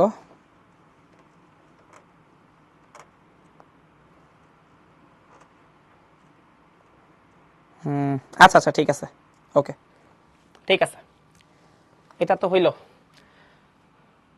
আচ্ছা, এইটা হচ্ছে আমি আর কুইজ দিচ্ছি না এটা, কারণ সহজ, আমরা একটু আগে এটা পড়ছি তো, এটা আর দিচ্ছি না। নিচের কোন মৌলিক বলের পাল্লা সবচেয়ে কম? ঠিক আছে, সবচেয়ে ছোট জায়গায় কাজ করে কে? সবচেয়ে ছোট জায়গায় কাজ করে হচ্ছে দুর্বল নিউক্লিয় বল। এটা হচ্ছে নিউক্লিয়াসের মধ্যে আরো ছোট জায়গায় কাজ করে, 10⁻16 মিটার। সবল নিউক্লিয় বল হচ্ছে 10⁻15 মিটারের মধ্যে কাজ করে। আর এই দুইটা কি? এই দুইটার পাল্লা হচ্ছে অসীম। তাহলে সবচেয়ে ছোট বল মানে কোন মৌলিক বলের পাল্লা সবচেয়ে কম? দুর্বল নিউক্লিয় বল। ঠিক আছে, সহজ। হ্যাঁ, রাইসা ধুমায় অ্যান্সার দিতেছে। রাইসা, উন্নত, ফাতেমা, আর কে আছো? নামগুলা পড়ি। কি রে ভাই, রাইসা হইছে ডি, আমি তো দেখছি। উন্নত হয়েছে, দিতে থাকো। মেহরাব, ওকে, ঠিক আছে। এই যে দেখো, এটা বোর্ডে আসছে, নিচের নিউক্লিয় বিটা ক্ষয়ের জন্য দায়ী মৌলিক বল কোনটা? দুর্বল নিউক্লিয় বল। নলেজ, এগুলো নলেজ, জাস্ট জানতে হবে। রেদওয়ান, ইমতিয়াজ, উন্নত, রিহানা, রহিম, মারুফ, আচ্ছা ঠিক আছে, সামিহা, প্রান্তিকা, নাবিলা, আচ্ছা অনেক, ঠিক আছে, জোবায়ের, মাহিন, বৈশাখী, ঠিক আছে। ইউরেনিয়াম, থোরিয়াম ইত্যাদি মৌলিক পদার্থের তেজস্ক্রিয় ভাঙন, ওই যে বললাম না যে আইডেন্টিটি চেঞ্জ বা ভাঙন, আইডেন্টিটি চেঞ্জ বা ভাঙন এগুলো কোন বলের কারণে ঘটে? দুর্বল নিউক্লিয় বল। আইডেন্টিটি চেঞ্জ বা রেডিও অ্যাক্টিভ ট্রান্সমিউটেশন বা ভাঙন এগুলো কোন বলের কারণে ঘটে? এগুলো দুর্বল নিউক্লিয় বলের কারণে ঘটে। ঠিক আছে, নিচের বলগুলোর মধ্যে কোনটি সবচেয়ে শক্তিশালী বল? দেখো, ডেন্টাল অ্যাডমিশন টেস্টে আসছে, সবচেয়ে শক্তিশালী বল কোনটা আমরা সবাই জানি। কোনটি সবচেয়ে শক্তিশালী বল? এটা হচ্ছে সবল নিউক্লিয় বল। কোনটি সবচেয়ে শক্তিশালী বল? সেটা হচ্ছে সবল নিউক্লিয় বল। না, ওই যে আরেকটা কুইজ আছে, এটা অ্যান্সার দাও, যাও, এটা দিয়ে দিচ্ছি তোমাদের, অ্যান্সার দাও, নাও। নিচের কোনটি নিউক্লিয়াসে, এটা পড়াইছি তো, নিচের কোনটি নিউক্লিয়াসে নিউক্লিয় উপাদান সমূহকে একত্রে আবদ্ধ করে রাখে?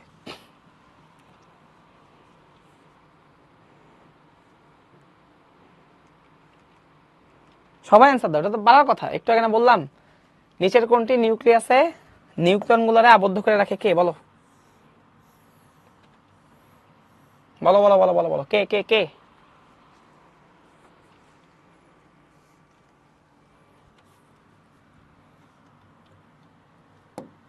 বলো কে?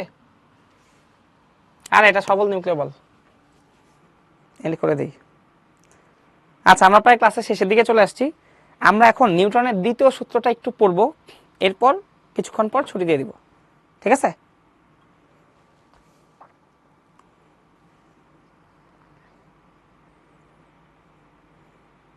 আচ্ছা লিডার বোর্ডে দেখি সাইমন আসো, জাইনা আসো, জিতু, দত্তা আসো, মুখিত আসো, এম এস মিম আসো, জিহাদ আসো, নিশা আসো, বর্ণ, ফাতেমা, আশরাফুল। হ্যাঁ, সবাইকে অনেক অনেক thanks, thumbs up for you. ঠিক আছে, দেখো, এই যে বল কি, এটা আমরা পড়ে ফেলছি। মৌলিক বলের সংজ্ঞা ওই যে 4 ধরনের, ওইটা জাস্ট বলে দিবা। ঠিক আছে, আজকে তোমাদের আমি এইচডব্লিউ রাখি নাই কোনো, সো এইচডব্লিউ রাখি নাই, তার বিনিময়ে আমরা একটা কাজ করতে পারি, আমরা নিউটনের দ্বিতীয় সূত্রটা একটু পড়তে পারি। দেখো, নিউটনস সেকেন্ড ল।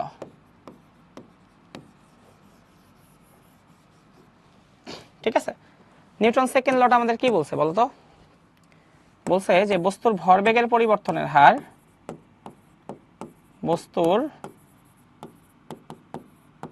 ভরবেগের পরিবর্তনের হার এর উপর প্রযুক্ত বলের সমানুপাতিক,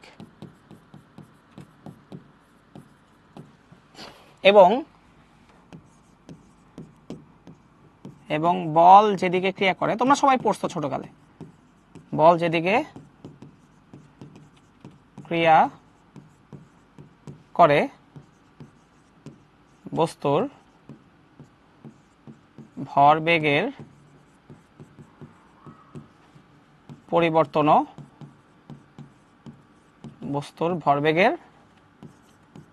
পরিবর্তনও সেই দিকে ঘটে। আচ্ছা, বস্তুর ভরবেগের পরিবর্তনের হার এর উপর প্রযুক্ত বলের সমানুপাতিক এবং বল যেদিকে ক্রিয়া করে বস্তুর ভরবেগের পরিবর্তনও সেদিকে ঘটে। আচ্ছা, ক্লাস শেষ হয়ে যাবে একটু পরেই, ঠিক আছে, প্যারা খেও না, ক্লাস শেষ হয়ে যাবে। দেখো এখন এটা তো আমরা সবাই জানতাম, ঠিক আছে, এটা জাস্ট একটু এক্সপ্লেন করে আজকের ক্লাস ছুটি হয়ে যাবে, বুঝছো? আজকে আর বেশি কিছু নাই।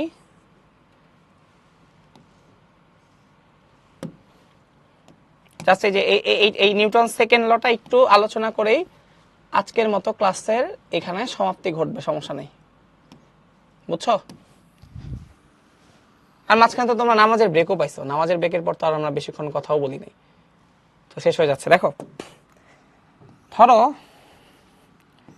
এখানে একটা বস্তু আছে, ঠিক আছে, ধরো এই বস্তুটাকে তুমি ঠেলতেছো। আচ্ছা, এটাকে আমরা একটা কাজ করি, আমরা এইভাবে ক্লাস 9-10 মতো না দেখে, তোমরা যেহেতু এখন অলরেডি ডিফারেন্সিয়েশনটা জানো, আমরা কি রে ভাই, তোমরা যেহেতু অলরেডি ডিফারেন্সিয়েশন জানো, তো আমরা ডিফারেন্সিয়েশনের মাধ্যমে দেখি বস্তুর ভরবেগের পরিবর্তনের হার এর উপর প্রযুক্ত বলের সমান। এই যে ডিপি বাই ডিটি, বলো তো এটা মানে কি? ডিপি বাই ডিটি মানে কি বলো তো? ডিপি বাই ডিটি মানে হচ্ছে সময়ের সাপেক্ষে ভরবেগের পরিবর্তনের হার। আই হোপ যে তোমরা এই বেসিক ডিফারেন্সিয়েশন গতিবিদ্যাতেও দেখছো, ভেক্টরেও দেখছো, সো তোমরা তো পারো। সময়ের সাপেক্ষে ভর বেগের পরিবর্তনের হার, ঠিক আছে। এই যে মাথা রাখবা, সময়ের সাপেক্ষে বলতে যে নিচে যেটা থাকে সেটার সাপেক্ষে উপরে যেটা থাকে তার পরিবর্তনের হার, সময়ের সাপেক্ষে ভরবেগের পরিবর্তনের হার। আচ্ছা, তাহলে এফ সমানুপাতিক ডিপি বাই ডিটি, সমানুপাতিক চিহ্ন উঠাই দিলে একটা কনস্ট্যান্ট দিতে হবে। So by definition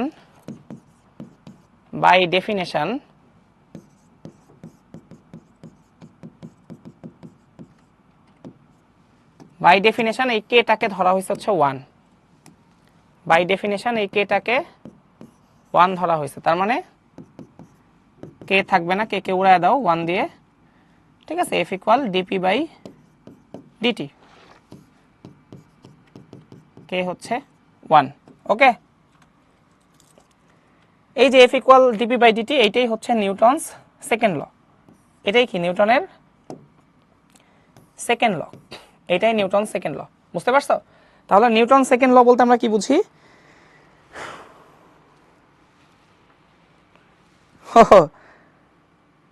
DP by DDT of P, আচ্ছা আচ্ছা ঠিক আছে, রাইট। ডিপি বাই ডিটি বললে ম্যাথমেটিশিয়ানরা রাগ করবে, রাইট। সো বলা উচিত হচ্ছে DDT of P. Okay okay, sorry, ঠিক আছে, আমি ডিডিটি অফ পি বলবো, সমস্যা নেই।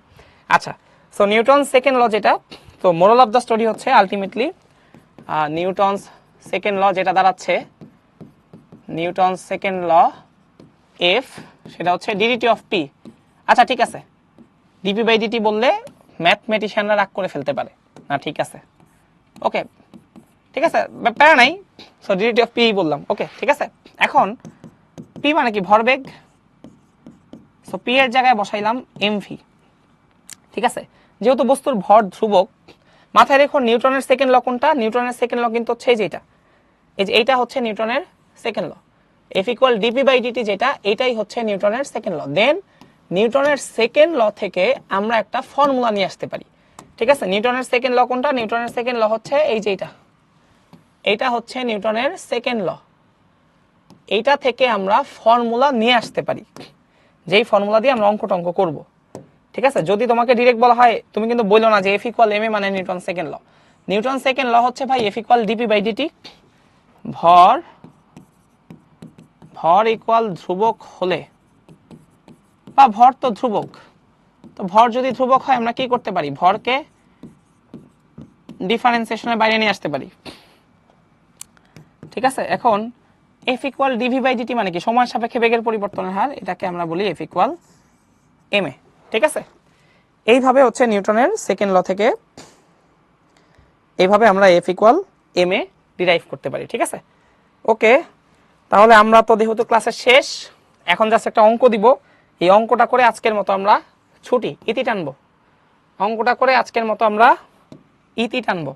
ঠিক আছে, তার মানে এফ ইকুয়াল এম এ। আবারও বলতেছি, তোমরা কি এফ ইকুয়াল এম এ কে নিউটন সেকেন্ড ল বলবা? যদি ডিরেক্ট বলে নিউটনের সেকেন্ড ল কোনটা, F equal M A direct বলবা না। নিউটনের সেকেন্ড ল হচ্ছে F equal DP by DT, বা ওই যে ডিডিটি অফ পি আর কি, ভরবেগের পরিবর্তনের হার প্রযুক্ত বলের সমান। দেন এইখান থেকে আমরা এফ ইকুয়াল এম এ ডিরাইভ করতে পারি। আচ্ছা, তাহলে যেহেতু আমাদের আজকে এইচডব্লিউ নাই, ঠিক আছে, আমরা একটা এখন এফ ইকুয়াল এম এ, ঠিক আছে, ট্রাই করবা এটাকে এইভাবে লিখতে, summation of F equal M A. ঠিক আছে, summation of F, summation of F. কেন ভাই সামেশন চিহ্ন দিলেন কেন? 19 তো এফ ইকুয়াল এম এই লিখতাম। সামেশন চিহ্ন দিতেছো কারণ হইতেছে এখন তুমি বড় হইছো, এখন বল যে একটাই প্রযুক্ত হবে এমন কোনো কথা নাই, বল 3টা 4টা 5টা 6টা প্রযুক্ত হইতে পারে। এই কারণে এখন তুমি শুধু এফ ইকুয়াল এম এ, আমি বলি শুধু এফ ইকুয়াল এম এ না লিখে সামেশন চিহ্নটা লিখো। এটা দিয়ে নেট ফোর্স বুঝায়, ঠিক আছে, নেট ফোর্স বুঝায় বা লব্ধি বল বুঝায়। নেট ফোর্স বুঝায়, নেট ফোর্স মানে কি? লব্ধি বল, লব্ধি বল বুঝায়। কারণ ভাই এখন তুমি বড় হইছো, এখন বল যে একটাই প্রযুক্ত হবে সব সময় এমন কোনো কথা নাই। যেমন আমি তোমাকে একটা অঙ্কের মাধ্যমে বুঝাই। ধরো এটা একটা বস্তু, বস্তু 2 কেজি বস্তু, ঠিক আছে, এটা একটা পরন্ত বস্তু, 2 কেজি বস্তু, পরন্ত বস্তু, এটা একটা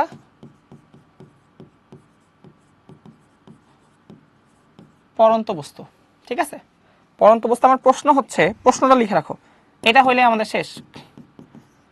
লিখে রাখো যে বাতাসের বাধা, বাতাসের বাধা 10 নিউটন হলে বস্তুর ত্বরণ নির্ণয় করো। বস্তুর ত্বরণ কত হবে? ঠিক আছে, 2 কেজি পরন্ত বস্তু, এই যেটা হচ্ছে একটা 2 কেজি পরন্ত বস্তু, যদি বাতাসের বাধা, বাতাসের বাধা যদি 10 নিউটন হয় তাহলে বস্তুর ত্বরণ কত হবে? দেখো এটা আমরা কিভাবে সলভ করব। এখন এই যে পরন্ত বস্তু, একটা বস্তুকে তুমি উপর থেকে ছেড়ে দিছো, একটা বস্তুকে উপর থেকে ছেড়ে দিছো, মুক্তভাবে নিচে পড়তেছে, এটা পরন্ত বস্তু, ফাইন। পরন্ত বস্তু কেন নিচে পড়তেছে? কজ পৃথিবী তাকে টানতেছে, গ্র্যাভিটি তাকে টানতেছে, নিচের দিকে কি বল আছে? এমজি বল আছে। এখন এখানে বাতাসের বাধা আছে, ভাই যে কোনো ধরনের বাধা, যে কোনো ধরনের বাধা বল বা ঘর্ষণ বল, এগুলো কোন দিকে কাজ করে? ঠিক না, এগুলো গতির বিপরীতে কাজ করে, তাই তো? এই যে বাতাসের বাধা, এই বাতাসের বাধা কোন দিকে কাজ করবে? গতির বিপরীতে কাজ করবে না। এই বস্তুটা পরন্ত বস্তু, বস্তু পড়তেছে কোন দিকে? নিচে। তাহলে বাতাসের বাধা কাজ করবে কোন দিকে? উপরে। এই ছোট হাতের এফ দিয়ে আমি লিখলাম বাতাসের বাধা, ছোট হাতের এফ দিয়ে আমি লিখলাম বাতাসের বাধা। তাহলে এখন ভাই অঙ্কটা করব কিভাবে? অঙ্কটা করব কিভাবে? এই যে দেখো কেন সামেশন কথাটা লিখছি, এই যে অঙ্কটা শেষ, লিখবা summation of F equal M A, summation of F equal M A. বস্তুটা কি উপরের দিকে যাচ্ছে না নিচে পড়তেছে? যদি বাতাসের বাধা বড়ই হইতো তাহলে বাতাস বস্তুটাকে উড়ায়া উপরের দিকে নিয়ে যেত। বস্তু পড়তেছে কোথায়? নিচের দিকে। কত ত্বরণে পড়তেছে? বস্তু নিচের দিকে এ ত্বরণে পড়তেছে। এই এ ত্বরণটাই তো আমরা জানতে চাই। বস্তু নিচের দিকে এ ত্বরণে পড়তেছে, সেই এ ত্বরণটা জানতে চাই। বলছে বাতাসের বাধা 10 নিউটন হলে বস্তুর ত্বরণ কত? বাতাসের বাধা বড় হইলে তো বস্তু উপরে চলে যাইতো, আর এমজি বড় হইলে বস্তু নিচে নামবে। বস্তু নামতেছে কোথায়? পরন্ত বস্তু। কোথায় যাচ্ছে বস্তু? বস্তু নিচে পড়তেছে। তার মানে নিচের বল বড় না উপরের বল বড়? অবভিয়াসলি নিচের বল বড়। তাহলে ভাই লব্ধি বল কি লিখবা? সামেশন অফ এফ কে লিখবা কিভাবে? নিচের বল বড় এমজি, বাধা বল বা বাতাসের বাধা ছোট MG minus F is equal to M A. ভাই এম কত? এম হচ্ছে 2 কেজি, লিখলা 2 ইন্টু 9.8। বাতাসের বাধা 10 নিউটন, এম হচ্ছে 2 ইন্টু এই যে 9.6,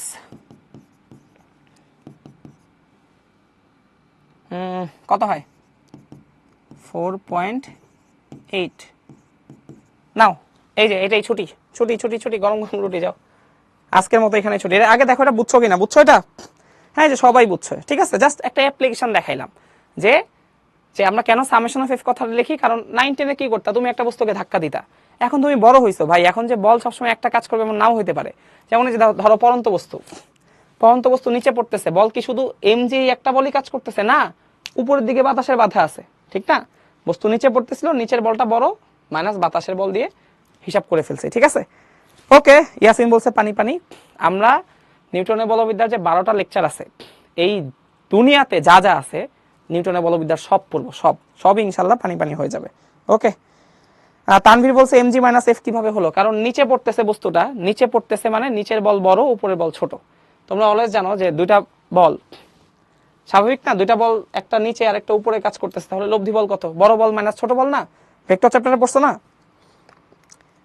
আজকের ক্লাস আমরা এখানেই শেষ করতেছি, ঠিক আছে। মারুফ বলতেছে আরো পড়ান, বাট কিছু করার নাই, আজকের লেকচারটাই ছোট, আজকে আমরা এখানেই শেষ করলাম। আমরা এরপরে আরো পড়বো, সমস্যা নেই, ঠিক আছে। তো সবাই মনোযোগ দিয়ে ক্লাস করছো, সবাইকে অনেক অনেক থ্যাঙ্কস। আমাদের নিউটনের বলবিদ্যা আরো 11টা লেকচার আছে, ইনশাল্লাহ আমরা সব পড়বো, সব যা আছে সবই ইনশাল্লাহ বুঝবা মনোযোগ দিয়ে ক্লাস করলে। ওকে, তো আজকের ক্লাস আমরা এখানেই শেষ করতেছি, টাটা।